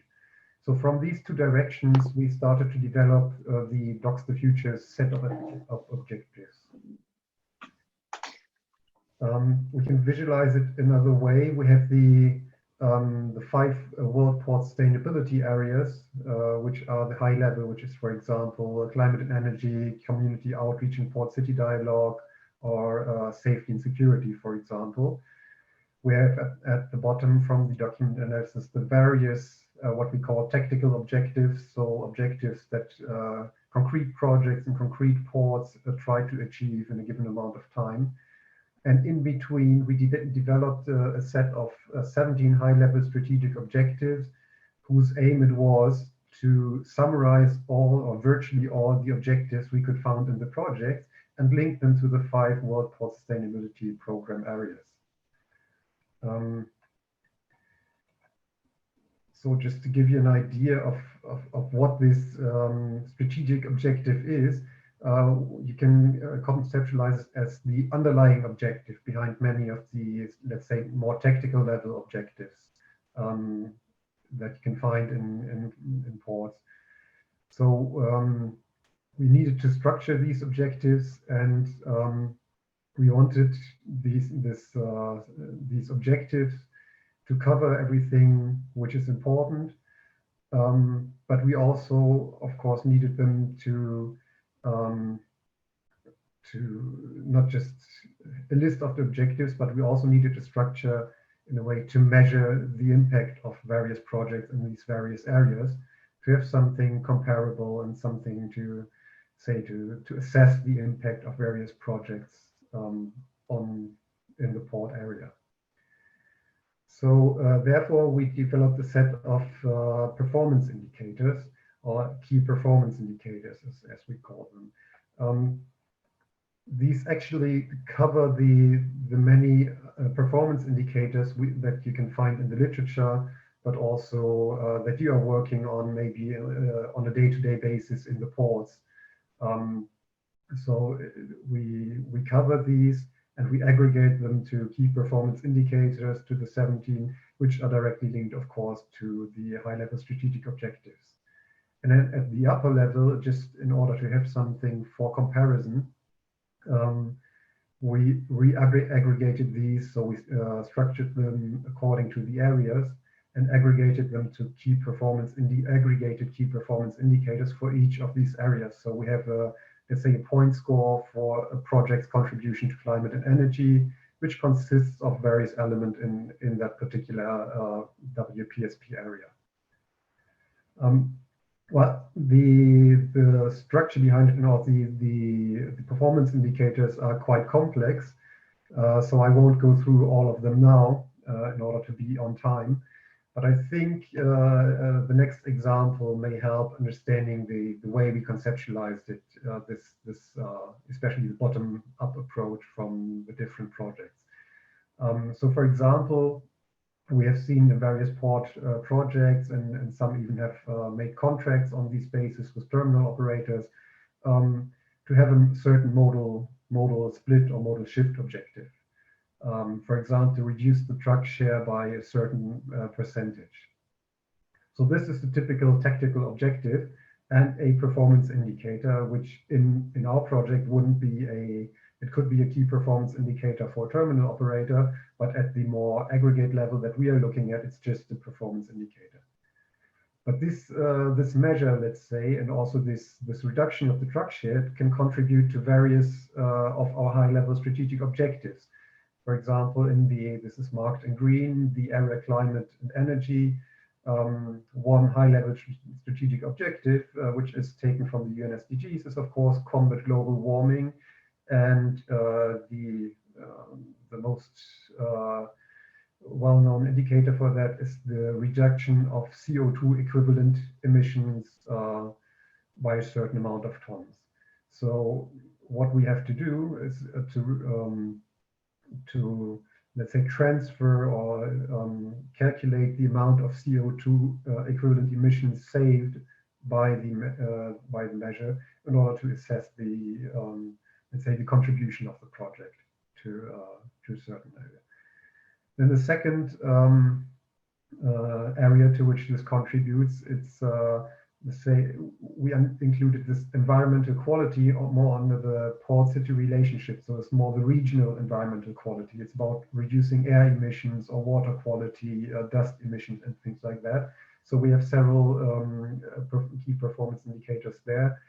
One of them being the NOx equivalent emissions. Again, by tons per year. You can also transfer, for example, particle emissions into these equivalents and have some sort of nuisance factor. And again, this is the same measure, the same tactical objective, but contributing to different high-level objectives. And of course, as a port, you may also have a productivity. You want to be productive. You want to also secure the capacity you need for the cargo traffic and maybe also for cargo traffic growth. So that would be another contribution, simply increasing the throughput capacity of a port by, for example, shifting from truck to barges, and then have more space for trucks on your highways. So these are the high level. This is the level we are looking at, translating the performance indicators into key performance indicators. When doing so, as I said, we have again these key performance indicators. For some areas, we have more than one, even for most of them. And we had, depending on what the project contributed to, we translated this into a point scale then per area, which gives you then the possibility of comparing different projects. Most projects have a clear focus on a specific, let's say 1 or 2 or maybe 3 different of these areas, especially if you have concrete, like small infrastructure measures, for example. Of course, EU projects or partner projects, for example, they had a much broader vision, so they would have let's say more of a round figure here, but most projects are rather focused, so you have these peaks in 1 or 2 areas. So in a way, this KPI profile already shows you to which areas of the WPSP these projects are contributing to, and also by how much. And I think this is a very interesting measure. On the other hand, of course, you can also see that these projects may be very different from each other, so you cannot compare all of them among each other. But what you can do, if you, for example, know already that you're looking for projects that are contributing to a certain strategic objective, for example, to climate and energy, then of course you can compare different projects and their profile and see which one might be an interesting pilot project, for example, for your port. So it can be used to compare different projects contributing to certain areas, but we will also see more on that, I think, later on in the presentation by Alacite. So from my side, this is all, and thank you for your attention. Thanks a lot, Sonke. It was perfectly on time. And I was just reflecting that the KPI itself and the aggregated KPI are already a very useful tool to map where a project, a measure is contributing to specifically in regard of the different macro areas that we defined: climate and energy, city relation, governance and ethics, resilient infrastructure, and safety and security.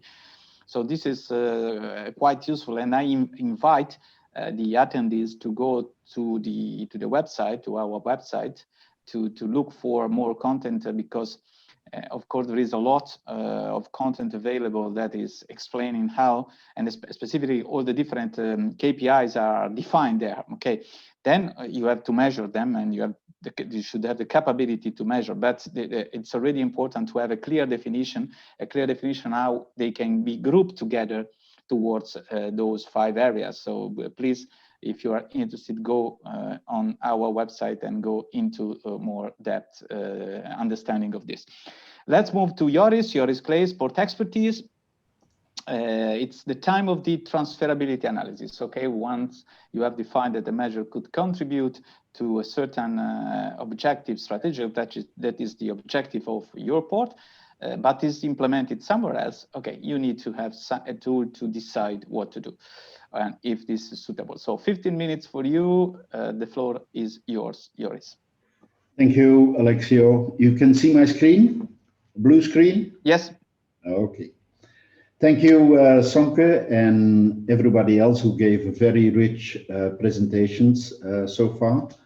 I just need to click on my screen and then it should work. So I will give you a little bit more in-depth of our transferability analysis and the Port of the Future TA methodology. Excuse me. The objective is actually making future Port of the Future projects and their solutions transferable to a wider range of European and neighboring countries, or ports in European and neighboring countries. First of all, it is identifying the innovativeness of a project as an essential impact on the future of European ports, port cities, and their relationships, and also every stakeholder involved in the supply chain. Making transferability expectations of the European Port of the Future program initiatives a condition for approval by the European Commission. And this is an ongoing evaluation during project living labs, and collaboration between providing what we call port pairing potentials. And this happens actually before, during, and after the project life cycle. There are two parts to the transferability analysis. The first one is the assessment of the potential contribution towards transferability. So this happens basically when a project is initiated, and that results in a preliminary transferability analysis score. During and after the project lifecycle, you go through a more methodological evaluation of the ease of transferability, and that should first of all highlight that you have an innovative concept, and then further using the Port of the Future TA methodology, you go into an in-depth analysis of all the risks and barriers involved, which results in the TA index. Just to give you a quick overview where this all relates to, DockstheFuture first of all did the desktop study analysis, and then moved into a clustering of projects which were identifiable within Port of the Future framework, which actually went back in time until about 3 to 5 years, and identified the projects which would be applicable for transferability. From there, we identified two parts. One is the strategic and tactical objective structure, which was already explained by Sonke, and together with that, also the measures and KPIs. From the development of PCI, the first part which happened was defining the adequacy and innovation definition, which is the I score. So that went into the transferability analysis. And excuse me, I have to hit a button. From where the transferability definition was defined. And that goes as the A score back to the Project Common Index. At the same time, we performed a PCI evaluation of a number of projects, selected projects from the cluster project list. And that provided us the PCI subscores, as we call them. And then from the PCI assessment, you have both the I score and what we call the PCI consolidated objective index, together with their KPIs, methodology, scales, and so on, which goes into the DSS tool. At the same time, the transferability analysis has been developed, and the TA score and the TA index, so on the ease of transferability, to which we're going to go a little bit more into detail, is also reflected in DSS. At this moment, and my colleagues from Unige will explain it later, that is not fully incorporated in the DSS tool, but is now reflected already in the PCI assessment tool. So, and this is also already explained by Sonke. So we started from the 5 WPSP focus areas and also the 10 AIVP Agenda 2030 goals. So they basically all relate to the 17 UN SDGs, and we reflected that upon as the 17 DTF high-level strategic objectives, which then relates into more detail into the tactical objectives, as well as the KPIs and their measures. So the first part is we have to identify the conditions of relevancy to the transferability of a project. That's what we call the adequacy concept, defined by the motorways of the seas, but adapted to the Port of the Future context, which gives a relevancy for port areas. So this relates to the compliance to innovativeness. So a project needs to have an innovative concept and has a potential for pairing across other EU ports and or with neighboring countries. We went to the NISHES Plus 6-step methodology developed by Polis, which we have also adapted to the port context and their needs, and have called that the DTF Port of the Future Transferability Analysis methodology. The transferability is measured from concept to realization. So that means from the moment an idea is conceptualized throughout the project lifecycle and beyond, so the realization and deployment, you can perform the full transferability analysis. In the end, it should relate to collaborative efforts, what we call port peering, on dissemination of best practices around innovative concepts across as much as possible ports in Europe. So if we go to these further into the conditions of relevancy, the contribution to specific project peering leads to best-in-class wide-scale applications, considering TA through risk assessment, recognized barriers and constraints, and also going into the details of how you're going to mitigate the risks involved with those constraints and barriers when you go into another port with the same solution or a similar adapted solution.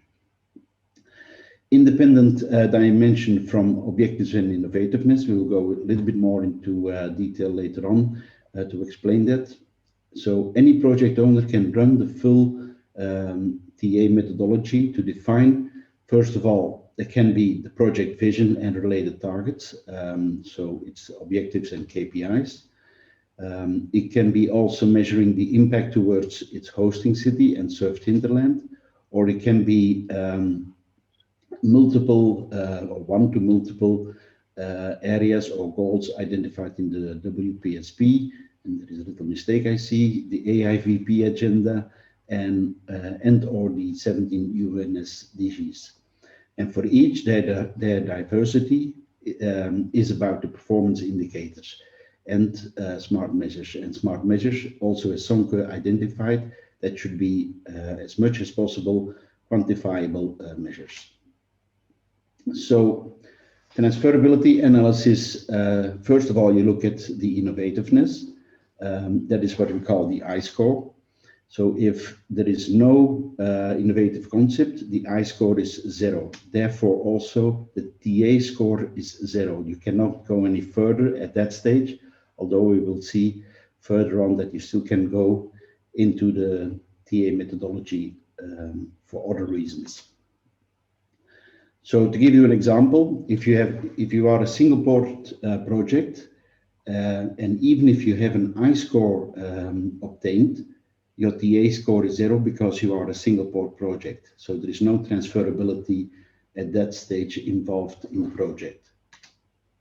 And that is every project owner's right to do so.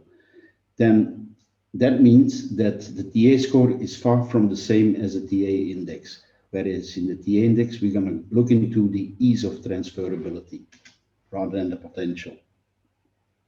So what is the difference actually? So you have potential contribution towards transferability, or PCT, which results in the TA score and is exactly an anticipation or expectation for a potential transferability. Whereas the ease of transferability, reflected as a TA index, is making use of the detailed methodology we have worked out as a detailed knowledge assessment of your project in terms of transferability. Now, on the second part, so using the methodology is fully independent from innovativeness compared to the TA score, where you clearly say your TA score is 0 because you have no innovative concept or you are a single port project. So the different scenarios we have then under transferability can be multi-port participation projects, such as we have just heard the 3 RIA projects presenting theirs. So they are going across different ports as living labs for their project deliverables and outcomes. Then we have process which exists along a project lifecycle, and that's what we call the champion approach, whereby a donor port offers experience or expertise and or solutions to assist or guide an adapter port in implementing same or similar solution. So we say doesn't have to be the same solution. It can be similar because every port has its particularities, its mode of transportation which differs, and so on. So certain solutions developed for one port may need further adaptation or lining up to the requirements from the adapter port. And then the third one is voluntary port pairing, which is a collaborative engagement between ports to combine its resources during the entire life cycle of a project. So that goes all the way down to from development into the deployment and rollout of a solution as well. The TA project pairing across borders is aligned with the Port of the Future Roadmap Vision 2030, which is supported by INEA for cross-border projects, but also the European Commission wants to see that we align those projects also with collaboration with neighboring countries or ports in neighboring countries. The potential contribution to transferability. So again, the TA score or the initial expected potential for transferability gives here a reflection of our scores. I'm not going to go through the details. You can obtain those if you want those, but it's basically a scale from 0 to 4, of which I mentioned already 0. And the 4 scale refers to full transferability potentials across multiple ports. Then on the methodology, which we then use for the more in-depth ease of transferability, that promotes the uptake of the most promising innovative concepts in order to transfer them from their current niche position to a maximum or mainstream application. Each concept is illustrated with good practices, key benefits, decision criteria, and implementation, and useful references outlining the following aims. So they are less of an importance what comes here, but it's basically the TA methodology provides a guide towards thinking of each of the areas which have a relationship towards transferability. And there can be networking opportunities, publishing effective guidance for all stakeholders, spreading the word that you have an innovative concept which you want to transfer to other ports. And it may also lay the groundwork for establishing projects with supply chain actors. So if we look now at the TA index, how do we come to that? It's first of all a risk assessment and management tool, whereby you define, assess, and agree on the expectations from all stakeholders, the common project management and reporting system, or at least if differing project management systems or tools across the parties, you make sure that they can be synchronized. Then knowledge and skills, you look at your available resources, both in the donor as well as in the adapter port. And if that is not enough, you go to insourcing of experts into your project. You look at, as first of all said, at the expectations of all stakeholders, but then you go into the clear insights and recommendations by those stakeholders and define what their requirements are, what their must, needs, and wants are. That results in a detailed planning of all your resources. And then you start identifying what are now actually the barriers and constraints to transfer an innovative concept or any other project from one port to another. So those risks and barriers, they go across development, deployment, and integration, covering data, business models, operations, and so on. And as a last step, you define, of course, and agree on the cost and benefits for all parties involved in a port pairing project. So that results in the TA index, which is a consolidation of assessment, the innovative concept, or just a project which is transferable, can look in its context with impacts and measure of success contributing to the Port of the Future strategic objectives. These are the DTF ones defined, and also the set of KPIs we have developed. So those are tools which are applicable and available to any project related to the Port of the Future framework. Joris, just a couple of minutes, huh? Yeah, I'm almost finished. So the components and their characteristics require for successful implementation confirmation with stakeholders. Then you see the table of the scale of the EOT, which is a +2 to a -2 scale, and that is where the ports, both the donor port and the adapter port, can look at the ease and challenges in achieving that. And it has to consider all sets of values and assess the internal, external conditions required to achieve that. Ultimately, the TA score and TA index, as mentioned, they will be reported to the DSS tool, but also within the DockstheFuture network of excellence, we will capture the information on the Port of the Future dashboard as we move forward. So with this, I can give the floor to our next speaker from UNIGE, Alessio Tei. Thanks a lot, Joris. Let's move now to the, let's say, the next one that is in a way combining different the topics we discussed already. That is an omni-comprehensive, let me say, decision support tool. 15 minutes, Alessio, the floor is yours. Thank you very much. I hope you can see my screen now. Thank you, Joris. Thank you, Alexio, for to introduce myself and the tool we developed together with you all. The current presentation will be connected with the decision support system. The decision support system is meant to be an easy-to-use tool.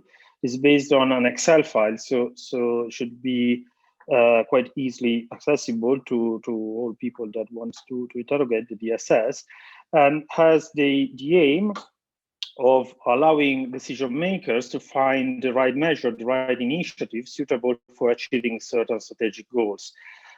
It's meant to help and ease the decision making process that every port stakeholder might be interested into. Obviously, the DSS has as basic rationale the ongoing challenges that a lot of stakeholders in the port community are facing. Obviously, whenever we are trying to invest, to think about the port of the future, we are actually affected by some conflicting interests. For instance, the long-term goals that every company, every public authority might have against the short-term goals and the short-term achievements that we need to be accounted for. Obviously, we have different stakeholder competitions, and it's really hard sometimes to understand which is the real priority for and the common goods, as well as interconnected decision-making process. So certain decision-making processes might actually generate negative impacts on the overall strategy and long-term strategy.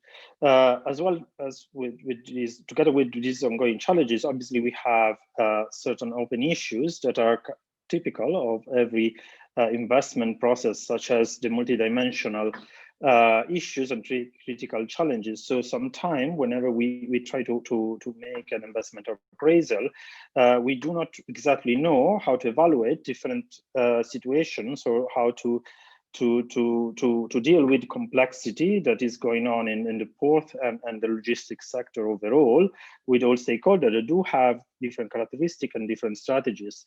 And it's really hard to communicate to wider community the rationale for our decision-making processes. And sometimes we do have really huge conflicts, not just because the decision-making process is not right, but because it's really hard to explain why we achieve a certain kind of solution or a certain kind of decision.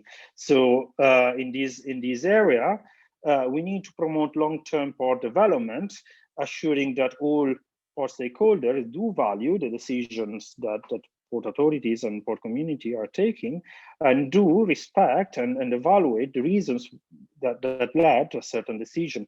And the DSS is trying to cope with all of this in a really simple and effective way. Just think about certain challenges that we all face during these days. One of the key elements that have been also discussed previously from other speakers are the Green Deal related issues, such as the reduction in terms of port emissions. And one of the key solutions that we are now discussing is, for instance, the promotion of alternative fuels, and that should kind of be a simple kind of decision-making process. But obviously, whenever we are thinking about promoting a certain alternative fuels, we are actually promoting also conflicts on the community that do not exactly understand why a certain fuel should be promoted instead of another, or why certain strategy might be more effective than others. And we need to explain this to our community. And these conflicts are actually demonstrated by relevant protests and strikes and the NIMBY syndrome that we all experience. And that's always happened and will always happen. And this is kind of a simple situation. Okay, we have the reduction of emission. We might have statistics that we do have advantages of switching from one fuel to another, but there are much more complicated situations. And whenever we think about the wider port community and the stakeholders groups, we think about conflicts. Okay, think about the mega ships and their impact on local economy and how these might be perceived by other local communities. So we do always have conflicting issues and problems. So the DSS is actually thought to be an assistance for the promotion of the awareness of decision-making processes, but also in kind of simplified the possibility to promote the rationale for certain decision to the wider community. In doing so is thinking to help to select the right initiative to achieve strategic objective, and to also be kind of customized depending on the stakeholder that one would like to achieve such kind of strategic objective, but also to support the complex decision-making process, and again to kind of allow multi-objective action and the possibility to explain why we achieved certain goals. From a simple point of view, the DSS interface has two kind of ways to act. The basic interface is actually allowing the possibility to select the strategic objective that a certain stakeholder would like to achieve.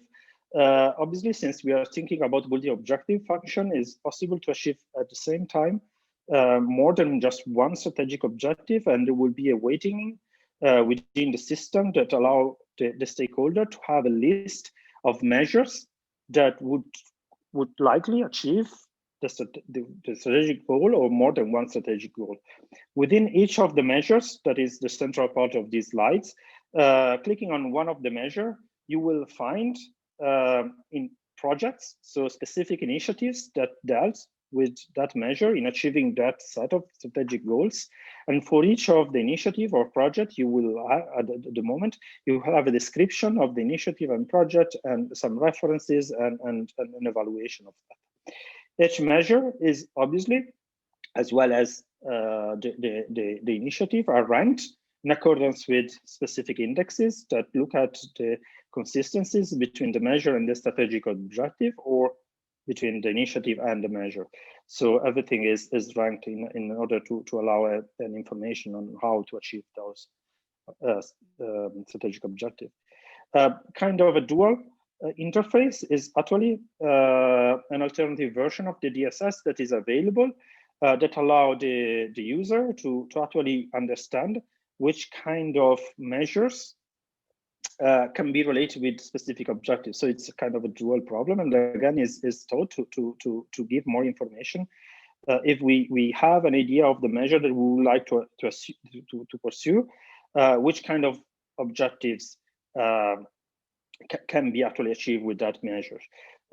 Again, since there is a link between the objective and projects or initiative, we do have also a general information about the project that are connected with the achievement of that specific strategic objective. Obviously, the DSS is a software that is based on the knowledge acquired during the DockstheFuture experience. As such, really is ready to use tool, is available on DockstheFuture website, and is part of the training package that I'm sure Manuela will soon tell you about that. But the DSS might have some limitation, at least in its current version, and we will discuss a bit further about the future release of the software, because we do think that the software might have an impact in the port community in facilitating certain decision-making processes. First of all, it's the data. Obviously, it's all the data that we have collected during the project, and it's part of the experience of different EU projects. But we need to understand that the database and our capability, or even through other DockstheFuture initiatives, such as Network of Excellence, to collect further data will make the tool more and more reliable and more useful. The first version of the DSS did not incorporate key indicators such as the PCI and the transferability index, as Sanke and Joris said, and we are now working to release a new version that will incorporate these indicators once they are available. And it's quite important to highlight that its initiative, again, needs to be transferred to the port or to the context of the stakeholder that would like to transfer these initiative or projects. So the DSS is a decision support system, but cannot replace certain appraisal techniques such as the CBA, etc. So it's always good to understand it, but it might be a part of these appraisal processes. In the near future, there will be a version 2 available to Network of Excellence partners and whoever would like to be involved with our experience of with a new version that will include the PCI and the TA score and indexes. There will be full interoperability with different systems.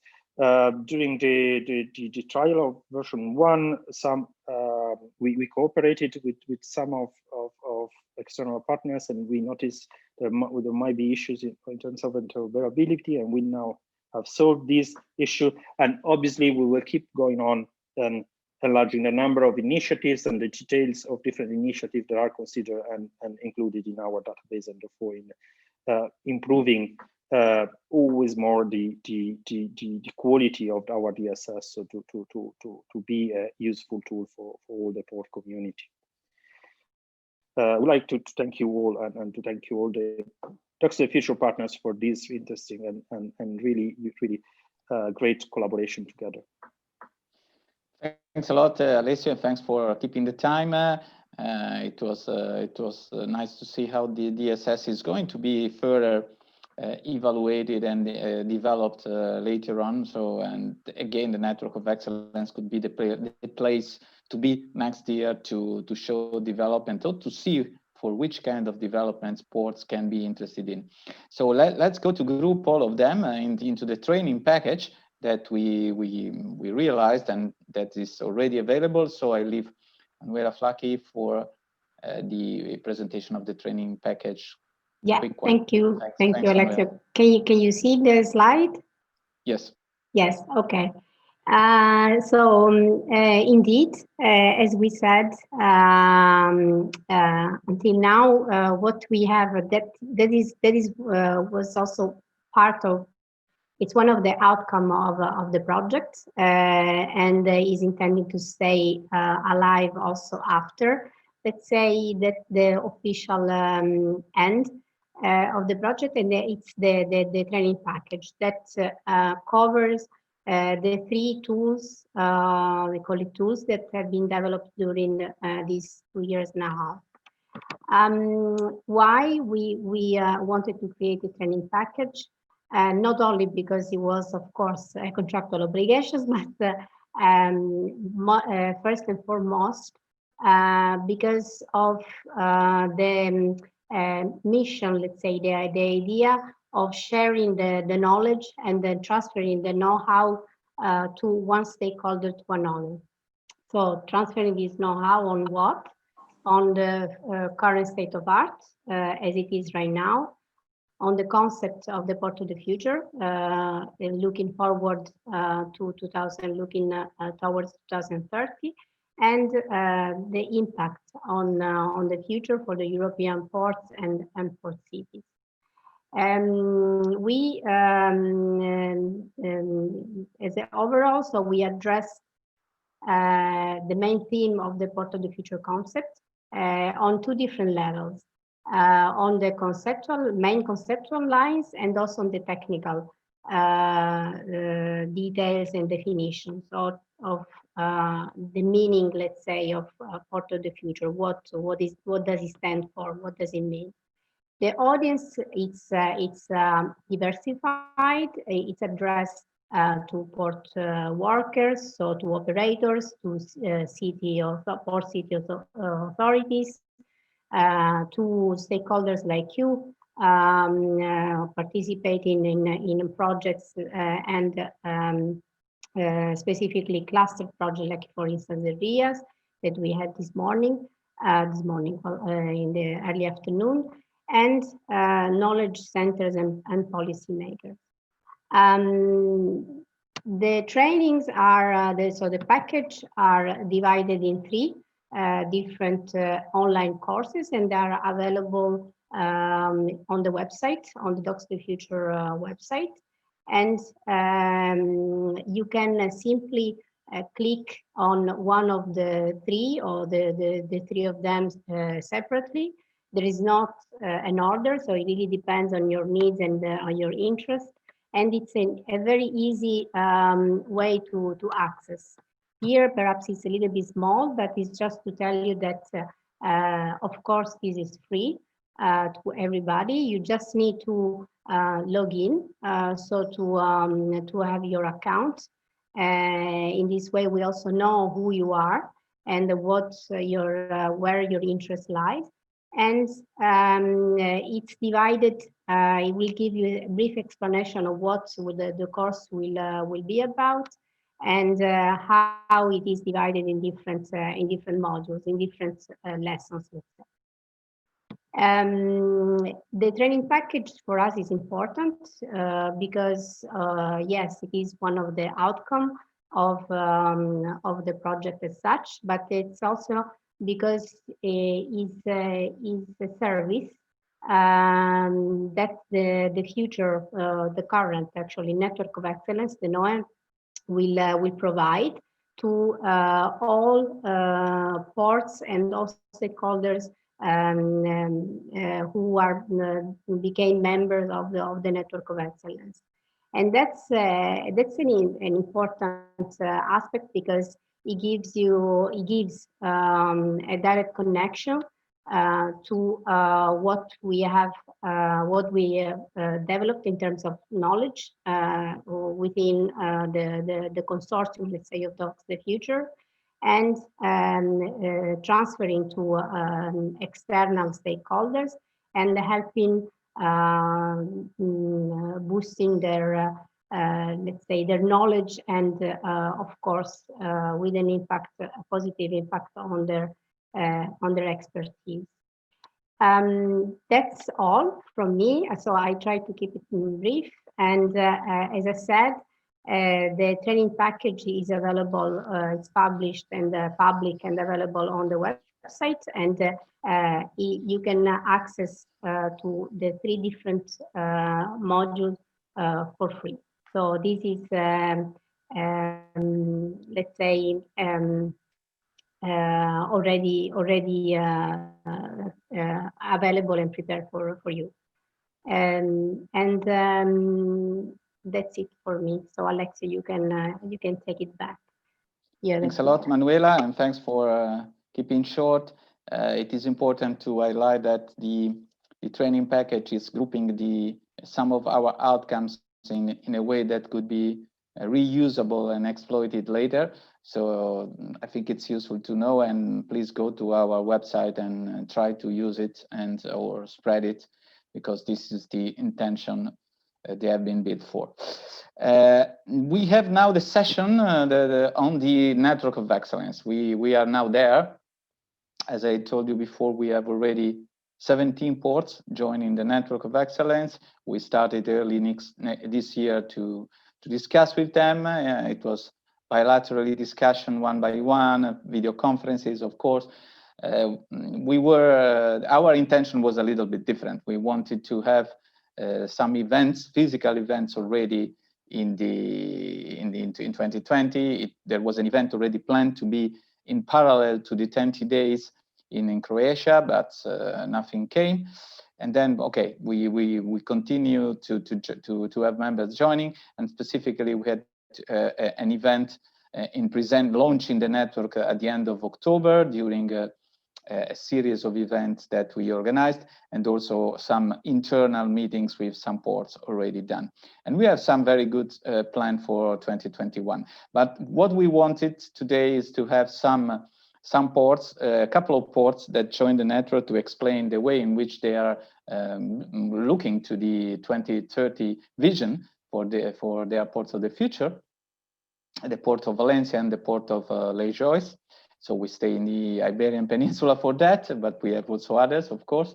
And we have also two more presentations in terms of future exploitation strategies from one of our partners, Peter Brasser's Port Expertise, and then a new member, let's say, of the network, another network that is teaming up with us, that's Associación Internacional Ville de Port, and José Sanchez. So first, I have the pleasure to have with us Eva Perez from Fundación Valencia Port.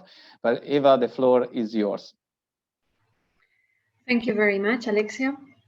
In fact, the first thing I'd like to do is to thank the organizers for inviting us to this event and for sharing with us the results of this project that you are presenting today. Please let me know if you can see my screen.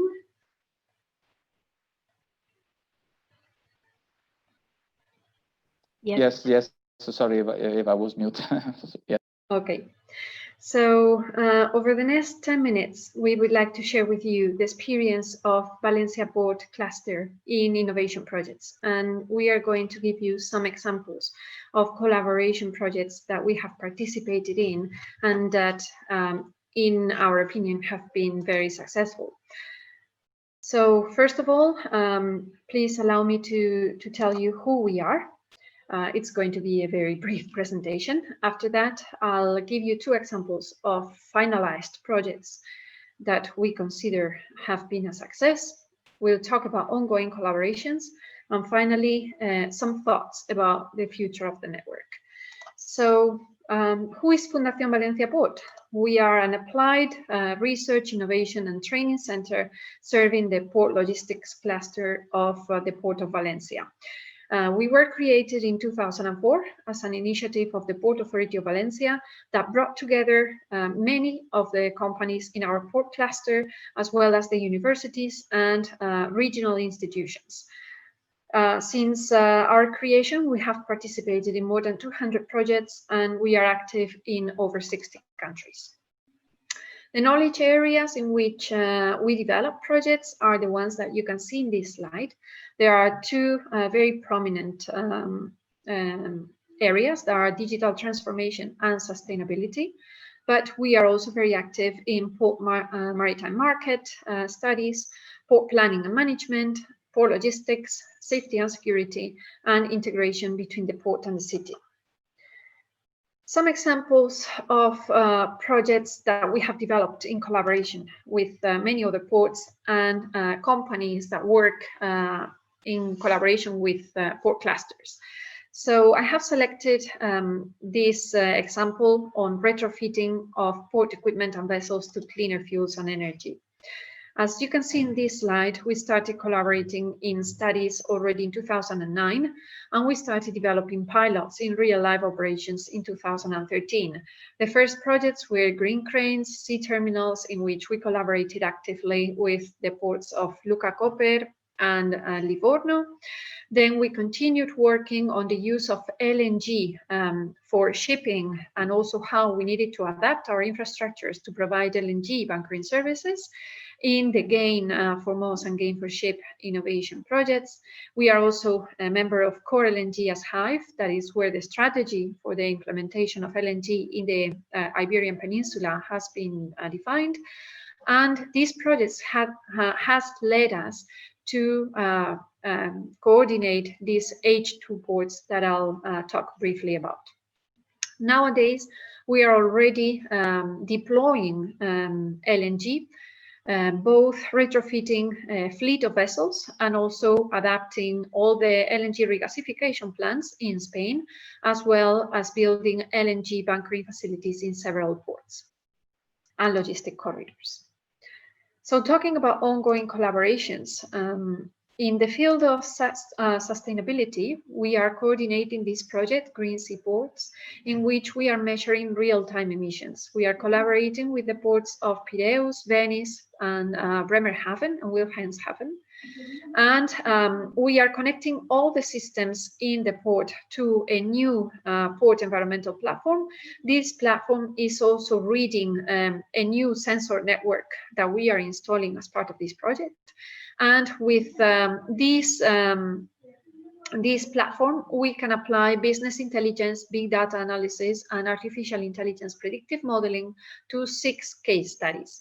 Having as a goal, decreasing port traffic congestion, improving maritime accessibility, improving air quality, reducing noise, forecasting ship-to-shore crane productivity, and measuring real-time emissions in a door-to-door transport chain.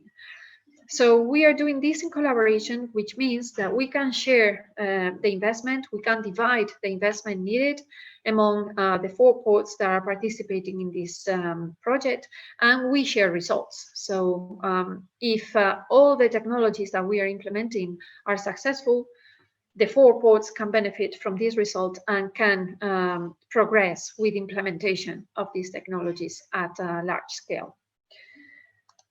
So talking about retrofitting of port equipment, we started with different pilots in 2013. We've been collaborating with leading manufacturers of port equipment like Heister, Yale, Terberg, Kalmar, Konecranes, ABB, and many others.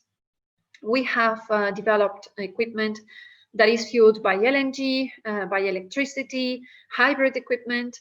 And today we are coordinating this project, H2 Ports, that is implementing fuel cells and hydrogen technologies in ports. We have developed a hydrogen-fueled rich stacker that will be operating for 5,000 hours in real-life operations in MSC container terminal, and a hydrogen-fueled yard tractor that will be operated for 5,000 hours in Valencia Terminal Europa. And in order to provide refueling services, we will also operate a mobile hydrogen refueling station that will be giving these refueling services to both equipments. And again, we are doing this in collaboration with many other companies all over Europe, among which Grimaldi, MSC, Heister, Yale, Ballard, and other companies. Together with companies in the network of excellence of DockstheFuture, we are participating in this project, EELING, the European flagship action for cold ironing in ports. The ultimate goal is accelerating the effective deployment of onshore power supply solutions in EU maritime ports. And in order to do so, we are going to develop a common, harmonized, and interoperable framework. We are going to make sure that there is port-to-vessel compatibility in the TEN-T maritime network for vessels that are calling the ports that are part of this consortium, that, as you'll see later, it's quite broad. And we are also developing technical, financial, legal, and environmental studies to be ready to launch cold ironing and also deploy the necessary electric infrastructure and equipment in ports. This consortium is quite wide. As I said before, there are 12 TEN-T port authorities, the ones that you can see in this slide, 3 port and maritime public institutions, and several technical and consulting companies. And well, the goal of this project is very relevant to many of the results that you've been discussing this afternoon, as we've been able to see. Concerning digitalizations in the field of smart ports, there are several technologies that we would like to try and see how we can implement them in our ports. And I'm only going to give you 2 examples of projects that we are developing in collaboration with other port authorities and other container terminals.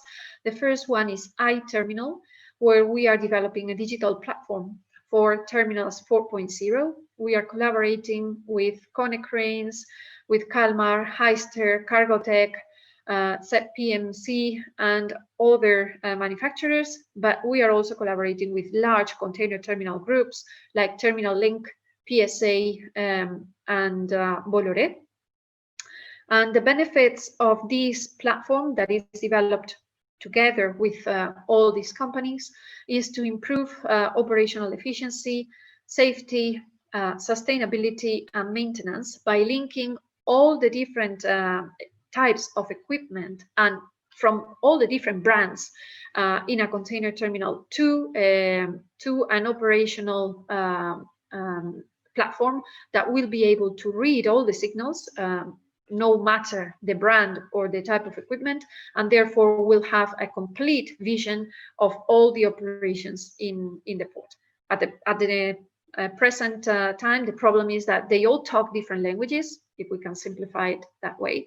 And as a result, it is quite difficult. It's a matter of interoperability. It's quite difficult for a terminal operating system to actually gather in real time all these signals from all the different equipment. And we are also collaborating in this project, iRail, that will enhance rail interoperability using TFA, TSA, TSI standards. There are 2 goals for this project: digitalizing rail freight transport using these TFA, TSI standards that are defined in the Interoperability Directive, and also improving safety, digitalizing safety management systems that are part of the Safety Directive.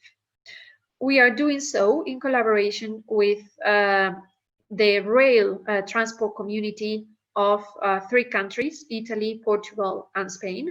And there are also several ports that are participating in this project in order to improve interoperability of rail transport services between the port and the hinterland. By having this network of collaboration, what we see is that we can divide among us the investment that is required to test all these technologies and to carry out all these pilots that give us information before we can actually invest in the real large-scale project. We can also share the expertise provided by all our combined qualified personnel, and we can tackle together challenges dealing with cybersecurity, other technological challenges, the potential social rejection of the technologies that we are piloting in our projects. And by doing this, we can also tackle change management in a much better way. So just one thought to finish with my presentation about the future of the network. Our experience so far has been very positive in all these collaborative projects, and we think it could be only the tip of the iceberg.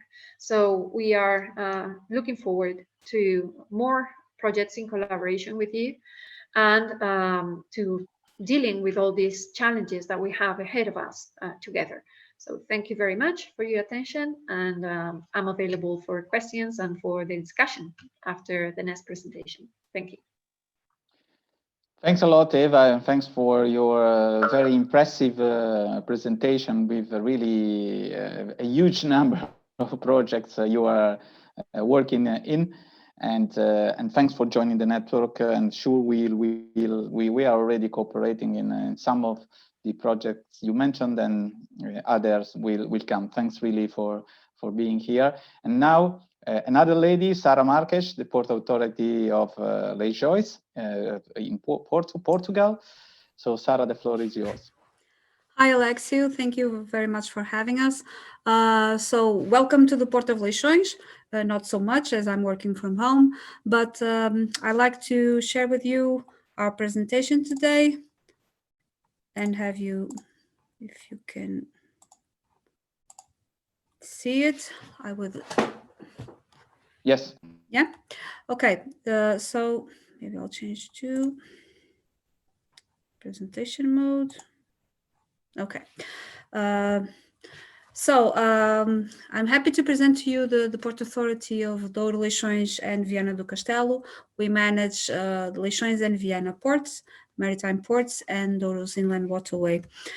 So we are a port cluster that in the whole, we are responsible for 20 million tons moved, for 685,000 TEUs.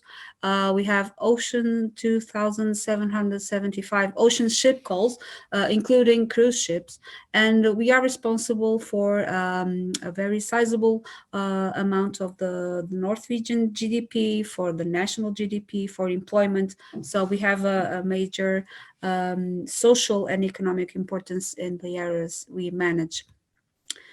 So briefly, just to present to you Leixões Port, we are a multi-purpose port, so we deal with containers, with the oil terminals, with offshore oil terminals, with cruises, with ro-ro, with agribulk. We have marinas, we have solid bulk, we have a fishing port.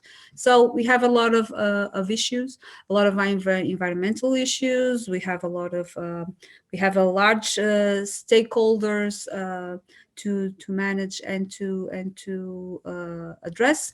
We also have a port facility at Viana do Castelo that comprises a commercial port and an industrial port. In the industrial port, we are happy to house some industries like Enercom, which is a wind turbine manufacturer. So we are hoping to have some very nice synergies regarding environmental clean energy sources. We have a very important shipyard also in the industrial port. And we are now developing some investments in order to allow the shipyard to grow and to provide some more employment to a rather depressed economic area. So the port has a major impact in the area, in the region. And we also have the recreational port at Viana do Castelo. Douro's inland waterway. If you don't know it, you should come and know it sometime when the future allows. So we manage, it's a 208 kilometer long inland waterway. It's the only inland waterway so far in Portugal. We have been lucky enough to being able to develop it in some aspects, mainly in the information systems, because today we have more than 1 million passengers and 1 million tourists in the river, and also we are hoping to manage some more cargo coming from the ore mines, the iron ore mines in Moncorvo. So we have many uses for this inland waterway. The inland waterway also has 5 locks. They are from the 70s and 80s from last century. So the inland waterway is a challenge for us because we were used to manage maritime ports, and now we have this beautiful challenge to manage also. So what we do today we think of ourselves as a very progressive port. We manage small units with many social issues, and because we manage ports that are enclosed in the city, and we need to make them as efficient as possible. So we rely on technology and we rely on information to help us do that. So today we have, for the ports and inland waterway, we have the port single gate, we have port community systems, we have port single window, we have river information services. So we have a lot of tools to help us. Namely, in the ports, we have for many years now a port single window, which is an electronic platform that is a virtual one-stop shop. So in this only platform, the relevant economic agents can share and can input their information only once. So they don't have to, so customs can check that information, sanitary control can check that information, freight forwards can check that information. The Port Authority hosts and manage this platform and services, and all the public institutions and private stakeholders can input and retrieve information from this platform with only one input. We also have port single gate, and we have improved its efficiency in order to manage the waiting time at the gate by 11 minutes and the time at the port to a minimum. Also, with the new app directed to truckers, truckers can check the status of their cargo, and also they can avoid going to the port and waiting for a long time. So this is very important also for the traffic in the area, for the environment in the area, that truckers can go to the port only when they know their cargo will be available for deposit or withdrawal. In the river, we have been also implementing for the last 2 years the river information services, which are very tricky. The Douro River is a very winding river. In some places, we don't even have a cell phone signal. So we need to implement the information services all along the river, and we did it with a co-funding from the European Union, from the Connecting Europe facility. So now we have Douro's Inland Waterway portal that can be accessed by public in general, by river operators, and we have the ferry information service, traffic information up to date, weather conditions. Also, there are some informations that can be pertain with the authorities in case of emergency. We have the emergency plan, we have the nautical charts, so all the information is available there to be used. So now future challenges. So the future challenges for all our port cluster is obviously everything that has to do with sustainability. And sustainability and innovation are our main drivers for the future. And it's also why we were very eager to join the Network of Excellence of the DockstheFuture project, because now we are dealing in energy projects, so we need to know if we can be self-sufficient in terms of energy. We had some interesting projects with universities, namely, for instance, Airship, that evaluates the impact of the maritime and port activities in the air quality, which is very important for us as we sit, as I said, in the middle of the city. We are in some projects regarding the automation, inspection and maintenance of ship hulls, and also in digitalization. We are developing some interesting projects, namely the evolution of a port digital twin for APDL that is starting for now with the 3 maps track, which allows for tracking the potentially dangerous goods movement in the Port of Leixões specifically. We have a JEEP project, which is a project for a predictive model, to develop a predictive model for the need for maintenance in the port infrastructures. So we are doing that also with software houses and the university, and an automated vessel monitoring project, PMS. So what we expect from this Network of Excellence, we hope to share some knowledge, to get some knowledge, and to have some innovative ideas to help us be the most efficient and the most neutral we can be, and also to support some policy changes from the point of view of the ports and its stakeholders, and so we can be the best we can be. Thank you so much. Thanks a lot, Sarah.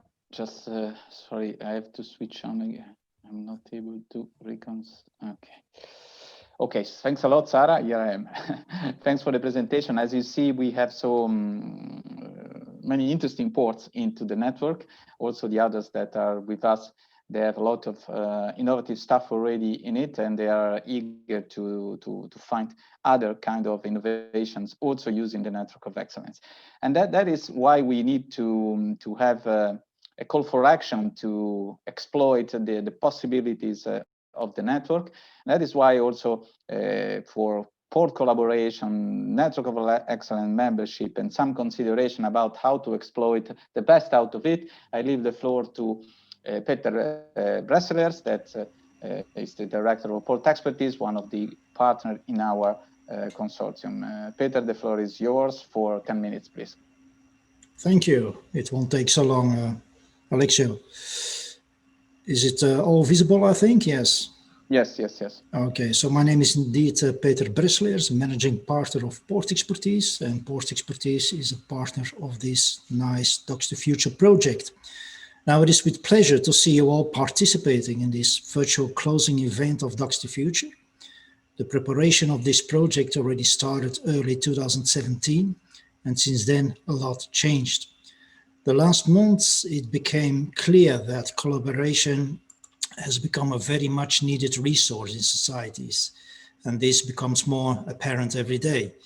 Many challenges, though, still lie ahead of us, also in our sector, where the legislation pipeline is fully focused on making our logistics sustainable and digitalized. To name but a few, we have the FT regulation, makes it obligatory for the relevant public authorities to accept digital information when made available by stakeholders in the industry. As a preparation, by the summer of 2021, all EU member states have to submit a list of the regulatory information requirements in their national legislation within the scope of this FT regulation, and this for all transport modes, including air. National maritime single windows, all maritime single windows have reported their own, all member states have reported their own national data sets to DG Move, and the data element harmonization process is currently ongoing to have a national maritime single window ready by 2024 and 25. We don't see your slides. We don't see your slides. Currently, there are no slides, Joris. Okay, thank you. Now, the near future implementation of the sulfur emission control area in the Mediterranean Sea, it's also a topic. New regulations will be there on waste reporting and passenger registration. We also have the further implementation on the directive of the harmonized river information services, which will enter into a next phase by connecting to the other transport modes. Now, just to give you an idea, there are over 2 million European port calls per year. Now, for the basic data to be reported for a ship's port call, which we call the FAL messages, this involves 560 million data elements and 4.6 million working hours to enter and, sadly enough, re-enter this data over and over again. Now, this data only concerns the port calls aspect of the maritime lake of the full supply chain. Imagine now the data to be added for the other transport modes and the final parcel to get it delivered to your home. The inability to share this data over the full supply chain is a serious threat in reaching the green port ideal. Sustainability will not reach its full potential without digitalization. But luckily, you are not alone. One of the DockstheFuture's achievements is indeed the creation of the aforementioned network of excellence, managed by all DockstheFuture project partners, ISL, Circle, Genoa University, Magellan, and Port Expertise. This network of excellence is indeed a community supporting your organization to develop innovative projects, to achieve sustainable targets aligned with European programs set forth, such as the Green Deal, as shown in the video at the beginning. Now, the Network of Excellence has an impressive list of members already, and today, with pride, indeed, we can announce the official joining of AIVP, as announced by the General Manager, Mr. Olivier Lemaire. AIVP is the Association Internationale des Villes Portuaires, so the worldwide network of port cities, that since 30 years has been bringing together all the public and private development stakeholders in port cities. Collaboration between ports and cities is also an ideal way to remediate the frictions between port activities and their cities. One cannot do without the other. And AIVP assists ports and cities, and in that way also the Network of Excellence, on these topics, and this on a global scale. Now, this is all to tell you that we actually miss you. You are invited to join this Network of Excellence by signing up and start working together. More information is available at the website of DockstheFuture. My name is Peter Bresleers, partner of Port Expertise. Thank you, and I wish you a happy continuation of this fine event. See you soon. Thanks, Alex. Thanks a lot, Peter. It is worthwhile to say that how you could join, a port could join the network of excellence. This is important to say. We have established, let's say, a letter of commitment, that is a letter of commitment of the port to achieve the Green Deal objectives. So in joining the network, the port is committing itself and the community to reach to achieve the Green Deal objectives. And then we ask for the availability of some experts within the port to work in specific domain that could be part of future projects that the network will establish together. So this is, and the network is for free. So this is not an association. It's not intended to be an association. It is not in competition with the association. Quite on the contrary, it's going to work as a think tank, as a parallel group of experts to support other associations that are working within ports, such as the technological platforms, Alice, that was here today, or Waterborne, that is also important. So that is to say that we are also looking to other kind of partnership and with other networks. And quite important, another network joined as the network of excellence, that is the network of the cities working with ports. And it is international cities worldwide, it's not only European. So we had a very fruitful cooperation with IVP during the last 3 years, working on a specific topic that was highlighted as important from the Commission, that is the port-city relation. And so that's our pleasure also to have, let's say, a speech by José Sanchez, that is the Secretary General of this association, the Association of Port City. Thanks. The floor is yours, José. Good evening, everybody, and thank you for inviting us. I know it was a last minute try to find the space, and I apologize if I took time from any of my colleagues. But it is really a pleasure to be back working with the team of DockstheFuture, and very thankful for the previous presentation. Very kind from you. Now I move forward to my presentation. Please confirm if it's working. It is. Okay, excellent. Well, I know it's already late in the day, so I will try to make it short and go a bit fast to leave later time to the final panel that has very known experts that will be able to explore some topics in certain depth.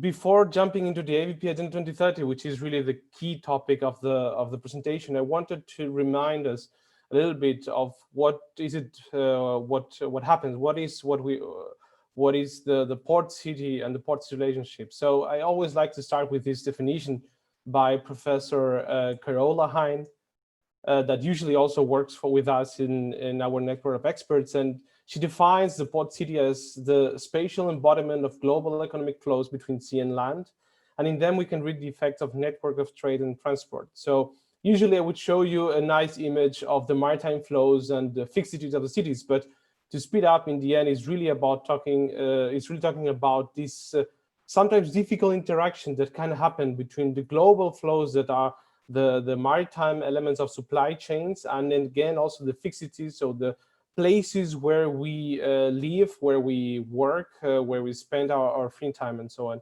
And this of course is always challenging. It's always challenging because we have seen that port activities entail certain externalities, particularly in the local context. And especially also because they have affected significantly the perception of the port activities by the local population. Here, of course, we are the very well-known environmental issues, potential labor conflicts, traffic, and the regulations that stop citizens to coming closer to the water are all well-known issues. And these, of course, generate tensions, port city tensions, or tensions that exist in this relationship. They are sometimes almost inevitable because they are complex. Port cities are complex. Port cities themselves are complex. Cities in themselves are also complex. And in this complexity, we find a great diversity of urban and port actors that very often have different priorities and ambitions, and they very often compete for a very desirable space that is the urban waterfront. And as some colleague was saying in another webinar some days ago, ports actually have to be close to the water to function. So of course, it's not simply that can be moved to another location and continue functioning. Of course, there are all the environmental, social, economic concerns that I was saying. There are very often territorial tensions because, as we know, particularly in certain countries where there is this local or regional competition or diversity of opinion between the national power, the national state, and the local municipality. And we also see this with historical issues. I mean, port and cities have existed. They are like the story of the chicken and the egg. So what came first? So they have been constantly growing together and overlapping each other. And of course, it has created a certain history of exchanges. And additionally, we have the different laws, although in Europe, we are going towards a certain uniformity of the legal framework, but still we have very, very big differences between our countries. And of course, this scales up when we go to a global scales. And of course, there is the underlying issue of the port-city relationship, which is the fact that they are national and we could say broader benefits of this port activity that spread hundreds of kilometers away, but the externalities still remain within the local boundaries. So of course, this generates a certain, we could say, uneven relationship. And this is something that was already highlighted, not just by myself in this presentation, but by many academics before. So trying to work on this tension is where we operate. So AVP has already been very kindly presented by Peter and Alessio and earlier by Joris. So we do operate, we're an association, and we do operate in a global scale with a goal of improving the port-city interaction and making it more sustainable. I don't have to say much more than what they said before. Big part of our members are still in Europe. Our home office or base office is in Europe, is in Le Havre in France.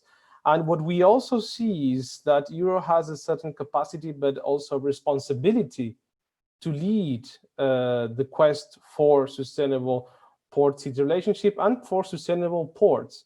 We see that the knowledge that is produced in Europe and the initiatives that are produced in Europe, they are later, I wouldn't say copied, but definitely they inspire action in many different locations worldwide. And there are many other countries that may not have this capacity to do this kind of research or this kind of innovation, that they still can benefit partly, I think, thanks to the work that we do and try to spread this useful knowledge. And it is also fair to acknowledge the evolution of the development priorities of ports. And this is something that is very visible in different documents, in the academia, in the master plan of different ports. Fortunately, we see that there is an evolution from the economic performance focus towards environmental and also social performance. So gradually including more values in the port development strategy. And it's interesting because, as another colleague was saying not long ago, it is an evolution from an economic or logistic hub towards a local and regional value hub. So in a way, making efforts to balance this relationship that we were saying before, it remains unbalanced in certain aspects. And in this context is where we created the AVP Agenda 2030 that I already introduced in one workshop in Trieste in the framework of the DockstheFuture project. I presented the first almost draft version.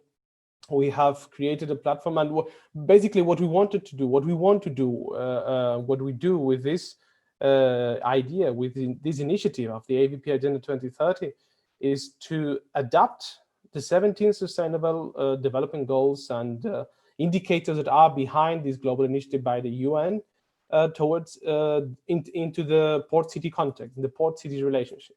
And the idea is to foster action by the key actors operating in this interaction, particularly in these 10 key areas that we have identified as crucial fields in which they should act in order to contribute to a sustainable port-city relationship, and by extension to the global sustainable development. And this is already something that Joris included before, and of course reflects several key ideas that have been, or key themes that have been already commented earlier in this webinar, such as the issues of energy transition and circular economy, or the issue of mobility. But they include also other issues that are very often, I wouldn't say neglected, but do not get the spotlight as much, and they are hardly quantifiable. And this is the real challenge, as I will insist at the end. So how do we assess the governance of the port-city interaction of ports? How do we assess the transparency? How do we assess the disclosure of port culture and identity? So there are challenges that we will need to address, and it's motivated also for the cooperation. Now, these 10 key points establish a relationship with the different SDGs through the concrete actions. As we don't have the time now to go in a lot of detail, but I can tell that each one of the goals has then specific actions in order to clarify what are the project or initiatives that port city actors could develop. We can also say that since we presented it, and this is a bit an evolution since our last meeting, more than 19 signatories worldwide have already expressed their public support to these documents, officially ratifying it, and some major ports in Europe, but also from around the world, and also cities, several port cities that are aware of the importance of the port and the importance of port activities, but also are stressed their concerns towards finding a certain balance with the port. Now, just to conclude, because I don't want to take too much time from the later closing session. So what is the road ahead, and what have we been doing, and what do we want to do? So of course, we want to continue guiding ports and cities towards sustainable interaction based on these 10 goals. And this responds to our core mission, as I was saying at the beginning, and we will use these 10 goals as our red thread guiding us towards the future, particularly, of course, towards 2030, as the name itself expresses. Another thing that we want to do and that we are doing is call for attention of global institutions to port city issues and to the relationship between port and cities, as we believe that they are beacons of sustainable development, and they require a coordinated action between global and local players. We have already signed an MOU with UN Habitat, and we presented the agenda in the last World Urban Forum to get the attention towards port city issues. And we are also starting to cooperate with other global institutions. Just for example, just a few weeks ago, we had a webinar with the Deputy Director of the World Heritage Center of UNESCO in order to see to discuss what is the role that port actors may play in the preservation of port city heritage and maritime heritage that very often falls under the area that is controlled by the port, and it entails a central responsibility, and it's far away from the usual concerns by port authorities related to traffic or even to energy issues. Now, what we want to do and continue a bit also the work that we have been doing so far is sharing good practices and good examples from our network, but also outside our network. And what we are doing is structuring this knowledge into these 10 goals, and is in fact what we are doing now, focusing our content each month in one of these particular goals, and at the end producing a thematic dossier, gathering this knowledge, and counting, of course, with a collaboration of different experts, and of course hosting a webinar, since, as you know, as we are seeing today, it's not possible to physically meet. And of course, we're also developing new cooperations in order to have new knowledge and new tools. We have worked with DockstheFuture quite fruitfully in the past couple of years, and we expect to continue so. We are also just recently started cooperation with Pixel Ports, another project that was presented today. And for example, just in a few days, just this week, we will have another webinar in cooperation with another European project in order to discuss sustainable port city mobility involving the ports of Antwerp and Trieste. And now coming a bit more to the end, I think there's two key ideas that I would like to leave and launch in the air. One is that it would be interesting to consider as well urban actors as valid partners for sustainable development and to address the issues that are very often concerning ports. We have seen it in some European projects, but I think the cooperation can go much further. And of course, we offer ourselves to try to bridge between these two sets of actors and these two realities that need to cooperate. And I think there is also a challenge, and it's a bit what is also leading us and motivating us to establish new partnerships and new cooperations, and also to join the network of excellence that has been announced several times today. So what are then the key ways to assess sustainable port-city relationship? We want to develop a particular tool in order to facilitate this assessment to our members.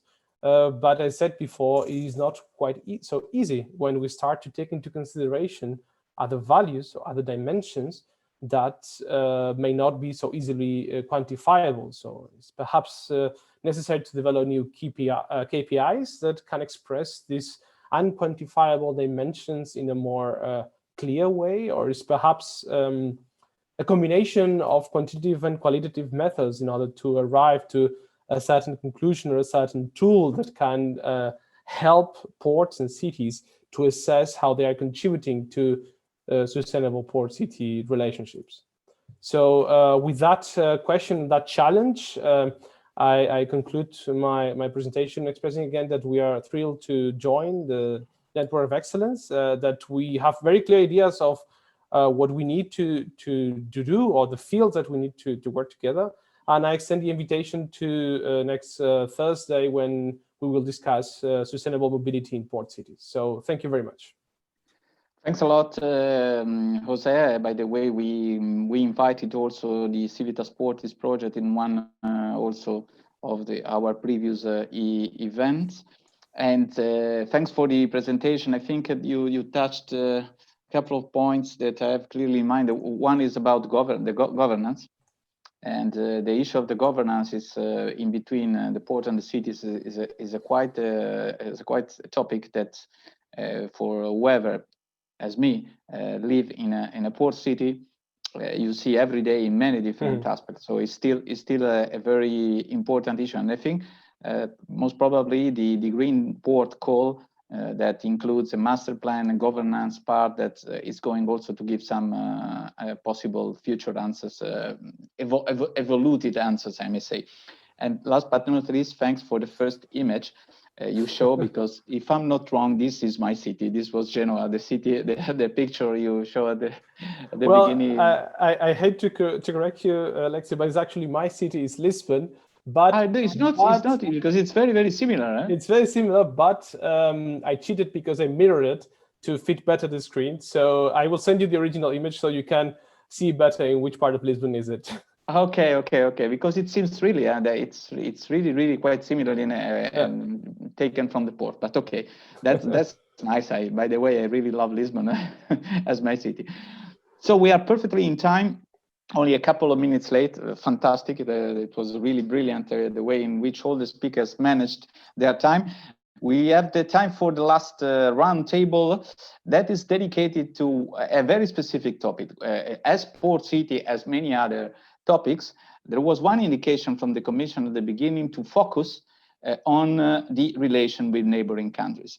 And for a number of reasons, we decided to focus a little bit more these neighboring countries in the Mediterranean area. The Med Sea is certainly a sea in which the neighboring countries aspects are definitely crucial. Most of the routes are crossing the Med north-south and east-west, connecting EU countries with non-EU countries with a lot of issues. And that is why we had also a specific analysis that will be part of the roadmap dedicated to the MED countries. And that is also why we dedicated one of the meeting of our independent consultative committee about that. And one of the experts of this independent consultative committee is together with us, together with other two, is Professor Michele Acciaro from the Kuhn University. So thanks for joining us. And we have also Edward Rhodes, that is the director of the Scuola Europea for Sources Shipping, that based in Barcelona. So quite an expert to give some, let's say, answers about the issue of neighboring countries and the ports of the future there. And last but not least, we have also Leonardo Manzari, that is representing the WestMed technical assistance mechanism for Italy. So the perspective of the Mediterranean Sea, a little bit more from the blue growth, blue economy, in which views, in which ports are anyhow really important. So I see, I don't see Leonardo on stage. I see Michele. I am not allowed to again, activate. Andrea, can you manage again? Because I don't know why Leonardo is not able to do it, but ciao Edward also. So let's go. I have prepared a couple of questions for you each, and then a general one at the end. Thank you. So the first one is exactly for you, Leonardo. Okay, is as you look to the MED from a little bit different perspective. That is not totally focused on the maritime transport side and the port side, but more on the blue economy, blue growth perspective. So which kind of, let's say, possible cooperation and you see for ports bringing together, you know, these aspects of the transport, of the logistics, of the port-city relation with the aspects that are related to the so-called blue economy? Thank you, first of all, Alessio and Circle for giving me the possibility to join your nice event today. Well, of course, we are facing, as a WestMed initiative, which is an initiative in practice addressed to the 5+5 dialogue countries, so 5 from the northern shore of the Mediterranean, so Italy, France, Portugal, Spain, and Malta, and 5 from the southern shore, so Algeria, Morocco, Tunisia, Mauritania, and Libya, to, let's say, share the same common blue economy agenda, if possible, and to give, of course, common implementation, tackling common challenges in the Western Mediterranean sub-basin. Of course, such an initiative of the DG Mare, European Commission, is an initiative which is facing different levels of, let's say, development of blue economy and also maritime transport and ports in the different countries. So, of course, I would say, first of all, one important precondition for all these countries, and which also could be interesting to be brought and enlarged to the whole basin, is an approach in terms of maritime spatial planning. Why? Because, of course, they are facing different uses and different destinations of the maritime space, which is somehow affecting let's say, the efficiency of maritime transport, but in general of all activities related to the blue economy. And this is one element which is quite interesting. We are inside let's say our initiative. We have felt immediately the need to tackle together the same challenge and to create, as you know, a technical group working on sustainable transport, in particular where the need to make a common effort both towards the reduction of emissions and to make, of course, more efficient, let's say, the whole maritime transport sector is of course needed to work together. Thanks. Quite clear. And let's move to a topic that is sustainability that we touched several times today. And Michele is a top expert in this respect. So what's your opinion in terms of how the Mediterranean ports will, let's say, proactively face the environmental challenge, moving towards sustainability, but also taking into account the different level of development in the different, north and south banks? Thanks a lot, Alessio. Also from my side, thank you for the invitation.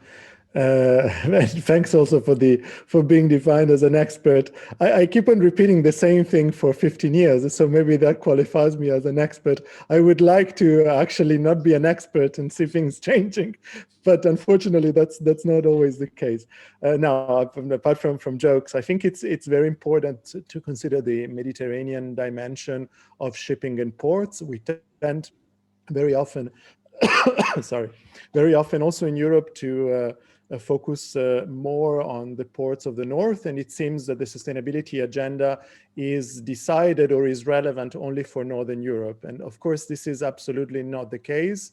The Mediterranean is a very important maritime area. We have 30,000 vessels a year that transit through the Mediterranean, which is about 7% of the total fleet.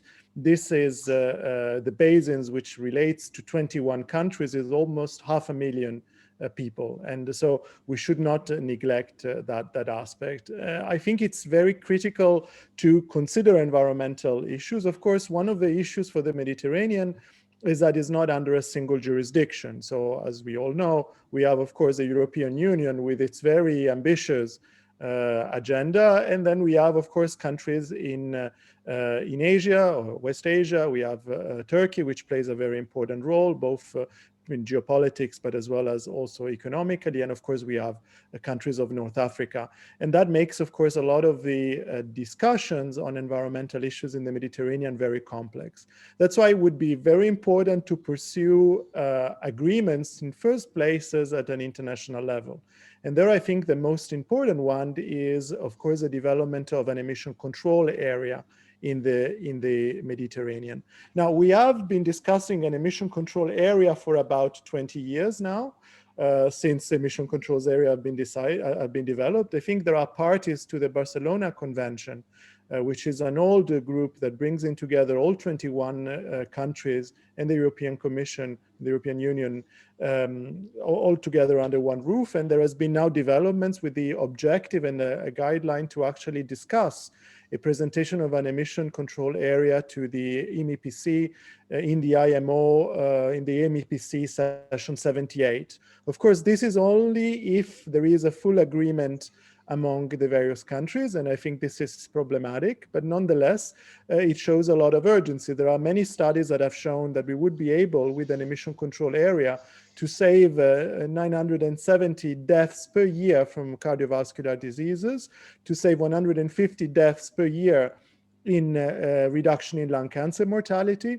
and to reduce asthma morbidity for children into 2,300 people per year. And I think that is an enormous amount of results, with costs which are estimated relatively small, because we observe that, for example, for a container, an emission control area in the Mediterranean would result in about a $3 per container, which is not little money, but is not a lot. And the cruise sector, which is said to be the one that would be the most heavily affected, would actually result in an increase in the cost, according to several studies, of about $1 per passenger per day, which is a manageable amount of money, I think, and would definitely worth the savings of life. And of course, the very important benefits that would be in the acidification reduction and the reduction in the aerosol related haze, which also dominates the Mediterranean. And of course, the Mediterranean is a very fragile ecosystem, which needs to be protected. And in that sense, I think we need to do something in that area. There are, of course, other areas which are important as well. One, of course, relates to the efforts at a European level, specifically with the with the inclusion of shipping in the emission trading scheme of the European Union. And I think this poses an enormous threat to the ports, European ports in the Mediterranean. Why is it an enormous threat? Because very likely an emission trading scheme will consider emissions calculated from the last port of call. And that would give an enormous incentives for players to actually transship their cargo or touch in the North African or the Atlantic ports, non-European Atlantic ports or Turkish ports. And that could damage enormously the potential of the ports, Malta, Cyprus, of course, being important transshipment area, but also the Iberian Peninsula and Italy and the Greek ports as well. So I think that is extremely important that we consider this. And then I would expect from Southern European ports to have a very proactive attitude towards trying to require that everything that is done at a European level is also done at a Mediterranean level. So I would like to see a much stronger voice from Southern European ports and Mediterranean, but not only, of course, Portuguese ports as well, in trying to say we need to have these rules developed also in the entire Mediterranean and not only for us. And I think this topic, which is clear, I think it's evident, is very often not discussed enough. So that's why I welcome the requirement from the Commission to ask that this project also looks at the Mediterranean, because the Mediterranean and Russia are actually the only two areas, and then the Black Sea, the only three areas where we have potential competition. And we don't want European ports to be at a disadvantage because they are rightly protecting the environment and imposing rules and regulations which are there for the benefit of the citizens. And also because I don't think that the citizens of Russia or the citizens of the Black Sea or the citizens of the Mediterranean deserve worse air or deserve a dirtier Mediterranean. We are all sharing this resource together. And the last point, very, very briefly, is of course related to port taxation, which I think is a necessity if you really want ports to actually be able to, with their resources, to actually reduce environmental impacts. I think in this area, port taxation is an area where also, of course, as this will be coming, and it needs to come for European ports, will impose environmental taxation, will impose a disadvantage for European ports versus the ports of the Mediterranean. Quite clear, Michele, thanks. It is exactly true what you are saying. What I think is that probably we are facing a time in which there is a little bit of a last call to act in this respect, and the fact that there is this phenomenon that is changing our society and life in this year, it may lead to use, for instance, the next generation EU in the proper way towards these sustainability issues. We don't know. We will see next year. We will see soon. But still, we shouldn't leave the hope for that, because that's the way to go. And let's move to the subject of let's say new skills or updated skills, capacity building. So Edward, you have a lot of experience in training all over Europe, but specifically in the area. So how to proceed to really establish an harmonized level of skills and capacity, even including less developed countries in the Med region? Good afternoon, everybody. Thank you, Alexio, for the invitation. Thank you to Circle. Well, the question is that we have a lot to do in the north, let's say. it's not clear that the needs are in the south. One of the main problems is that everything is changing. I like to say that we are in a world in transition. We are, in fact, in my point of view, changing the cycle. We are starting a new period of time. COVID probably is a turning point on that. And what we have to do is to try, in my point of view, to work together to do that. We have a lot of expertise on that. We have been training students from the north and from the south. Now more with the south, with an any project, which is something, is one of the elements that can help also very much to try to improve the skills in the south. Everything that we have talked today is under revision, let's say. So we have to manage the digital transition, we have to manage the energy transition, and we have to manage the network transition. So the three main networks, and in my point of view, I always like to say that, in fact, what develops society is the development of the networks we are inside. So let's say the port of the future, in fact, wants to build a new network of professionals, of ports, etc. But this is the main point that we are trying to do. These are all in transitions. So we don't know which kind of energy we'll have to work with in the coming years. We don't know which kind of digital skills we will need for that. And when I talk about digital skills, I always like very much to say that this is something like a car. In fact, we drive cars, but we know nothing about cars. So in this digital transition, it's not clear what kind of skills we need to have. And for the network, let's say that this is more clear. So we have to work much more on the concept of intermodal transport. We have to develop the connection of the networks. So it's very much also related with the Trans-European Transport Network connected with the Trans-Mediterranean Transport Network. So we have to work, and in my point of view, the European Commission has to change a little bit the efforts in this sense. If we want to connect both sides, we need to invest in the south. And if we want to have a more stable area, we need to develop the south side. And this means to make the effort, because it's not easy to do this. And it's true that in the environmental issues, for example, I am very happy to hear Michele about the possibility of the ECA zone. I know very well that this is against the ports in the north, let's say, but this is something which is, in my point of view, very needed for the world, let's say, and for the Mediterranean area. This works as a network, and the problem is that the vessel that leaves a port in Rades will go to call in a port in Civitavecchia. We'll have to manage all these elements at the same time. In my point of view, the challenge is that the ports are supposed to be the engine, one of the engines to change, let's say, society. We have to take the challenge that be active in changing what's going on, let's say. So we have to be very strong in digital skills, in environmental skills, sustainability, and we have to learn more to work by teams. This is not, let's say, this is what we call the soft skills. We have to develop something that can seem more easy, like the English as a lingua franca, and this is not evident.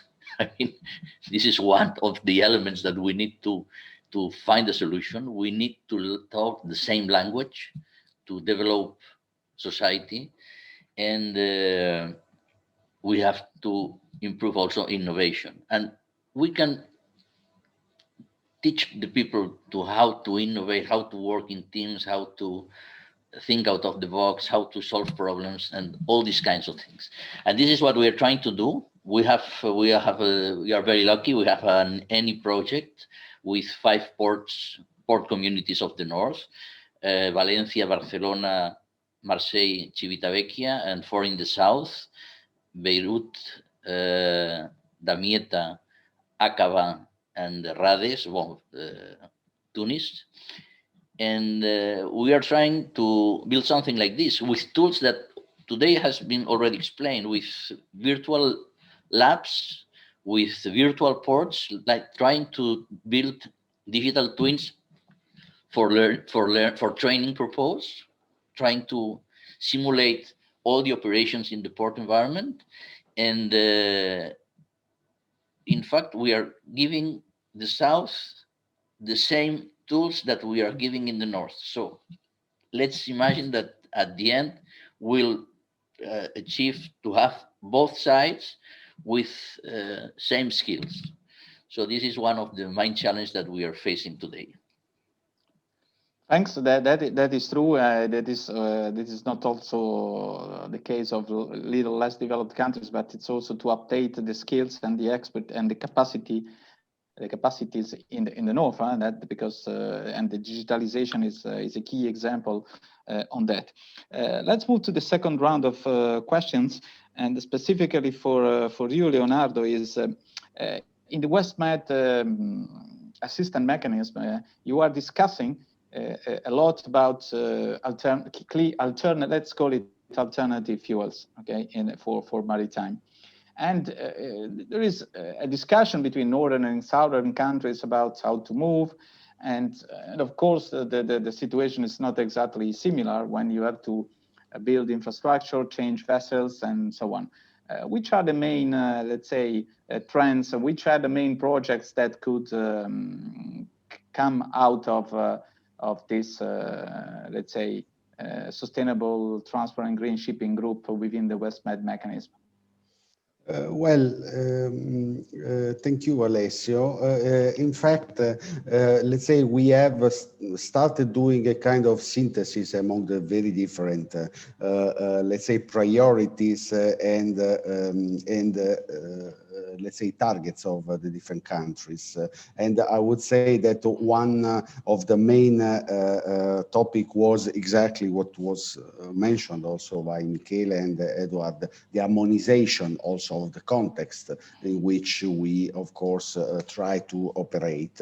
But also, of course, it's important, let's say, to ensure these projects also important to access to finance the programs of the European Union, which is not quite often for the southern countries, and this is a topic which is limiting a lot our achievements from many points of view. But of course, we let's say felt and we let's say concentrated on the main topics which were raised by the southern countries. In particular, of course, the need of making feasibility studies at regional level, but also at their national level, regarding the sustainability of their, let's say, ports in terms of alternative fuels.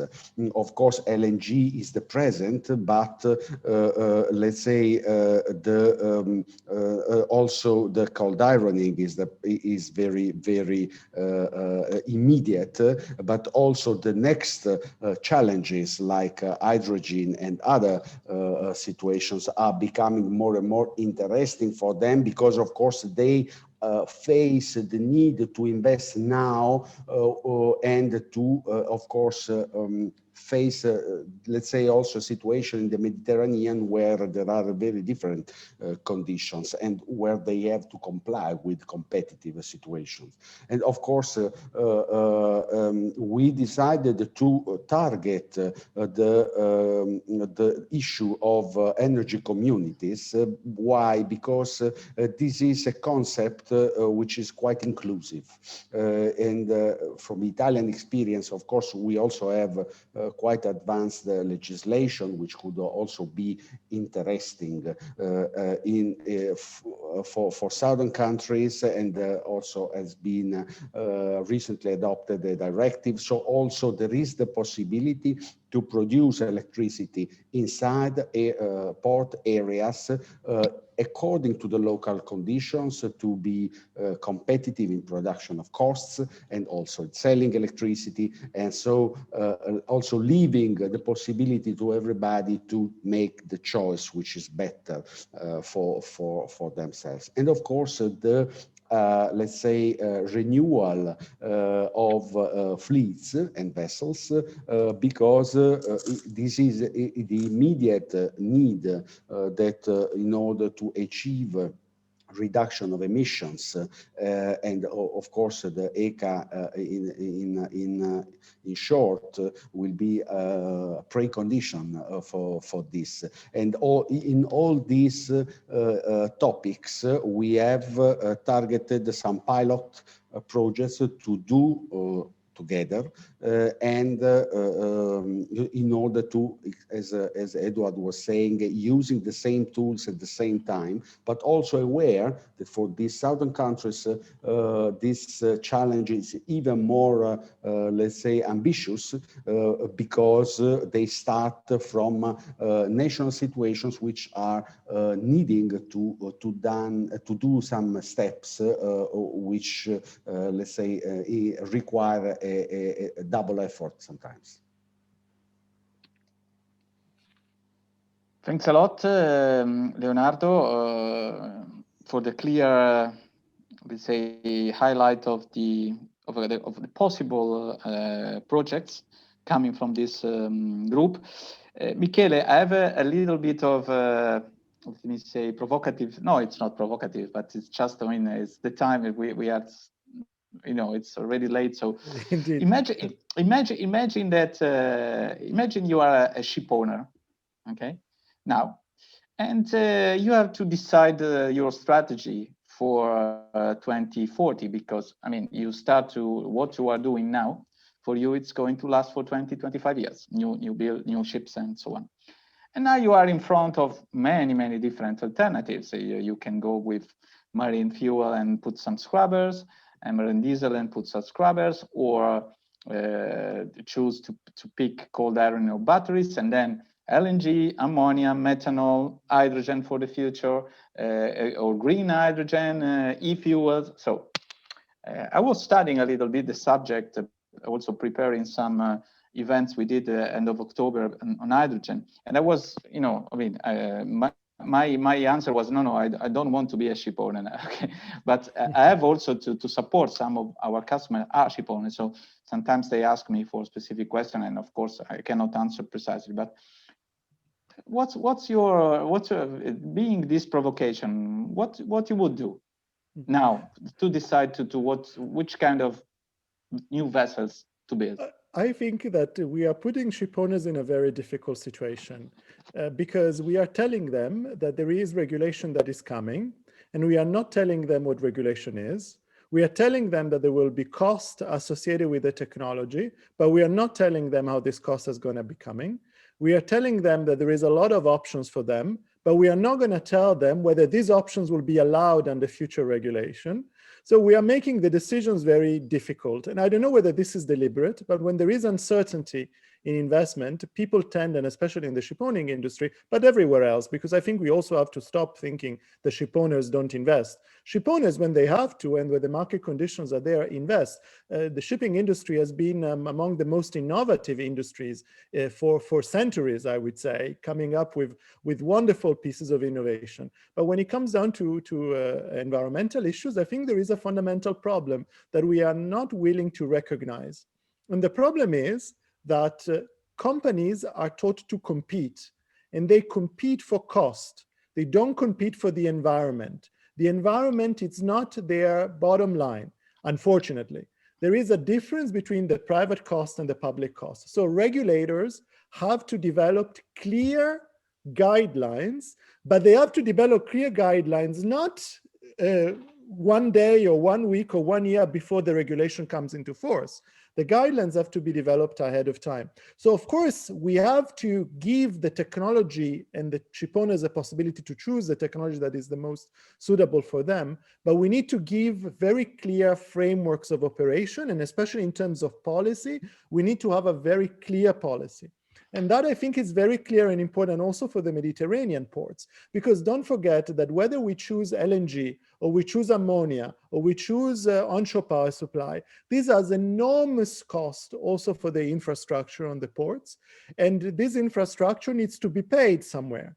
And the pockets of the ports are not bottomless, or better, they are not like those myth where the money comes all the time. The money has to come from somewhere. Now we are choosing a model where we are asking ports to develop the infrastructure and to develop, for example, the onshore power supply, in essence, out of their own pockets. So we're telling them, you develop that either through your own profits or you develop that with the subsidies. This is wrong. It's not wrong because it's wrong to give money to the ports. It's wrong because we have a very clear principle in European environmental policy, and the principle is that the polluter should pay.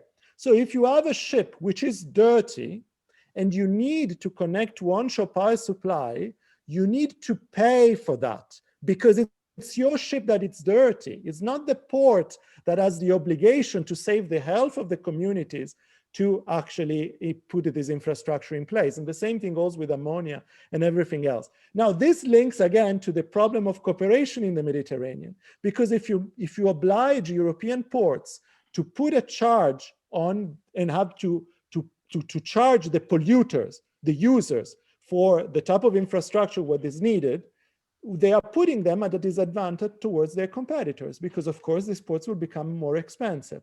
So we go back to the same point, but we need to solve the problem at the root of the problem. We don't need to give money to the ports so that we are implicitly subsidizing the ports in the south and the Mediterranean not to do anything. So we keep the prices low and the society is paying for the negative environmental impacts that the users are bringing. So in that sense, the technology we will see for the coming 15 years are extremely exciting. We will see so many new technologies coming together. We will see technologies and types of fuels competing, like it was with, there's always this example of the beta and the VHS, and then nobody even knows what cassettes are and videotapes are, but I am old enough to remember what videotapes are. And there was at some point this new technologies competing with each other. The same thing is happening right now in shipping. In the coming 15 years, we will see wind technology, we'll see ammonia, we'll see LNG, bio-LNG, I hope, because LNG, unfortunately, doesn't respond to a lot of the problems. We'll see biomethanol, we will see hydrogen, we will see batteries, we will see all sorts of things coming up. But we need to make it clear to the industry that this technology are needed because the regulation is clear. And unfortunately, we are still dithering and discussing. We have to set very clear standards for Europe and for the Mediterranean. Very, very precise and clear answer, asking for a precise regulation. That is true. That is true. That otherwise, for a ship owner, it's really difficult to move, and they should probably push more for this, for more, not to be worried about regulations, but to ask for, because if they can prepare, they can prepare for, they can be prepared for. It's coming. There is no way out. The regulation is coming. It might be not tomorrow, maybe it's in 5 years. The sooner we know it, the better it is. That we can adapt and come up with the best technologies that fit to the industry. Thanks. Last question for you, Edward. You mentioned before short sea shipping, and you mentioned in a way the 10T policy for this, that is motorways of the sea. You know that in this context, we have a new policy document that is the new motorways of the sea detailed implementation plan, produced by the relatively new already European coordinator, Professor Kurt Bodevik, in which there are 3 fundamental pillars. There is the issue to be more open to non-European countries in terms of investment, in terms of connecting. So just which are, in your views, the main priorities to support a motorway of the sea in the Med area, and which needs the Med area has we have for the near future that should be taken into account in Connecting Euro facility to support and funding? Let me say, first of all, to Michele that I think that we have to understand that we are in this called VUCA world. I don't know if you know about the VUCA world. I do recommend you to go through that. It means that this is volatile, uncertain, complex, and ambiguous. And I am not sure that we will have a regulation on that, because this is part of the problem of short shipping. Yeah, Alexio, it's not that I'm going to another side. Because there is a lot of interest going around, very big interest. So something which is good for someone is against the interest of another one. So this is a lot of elements going around.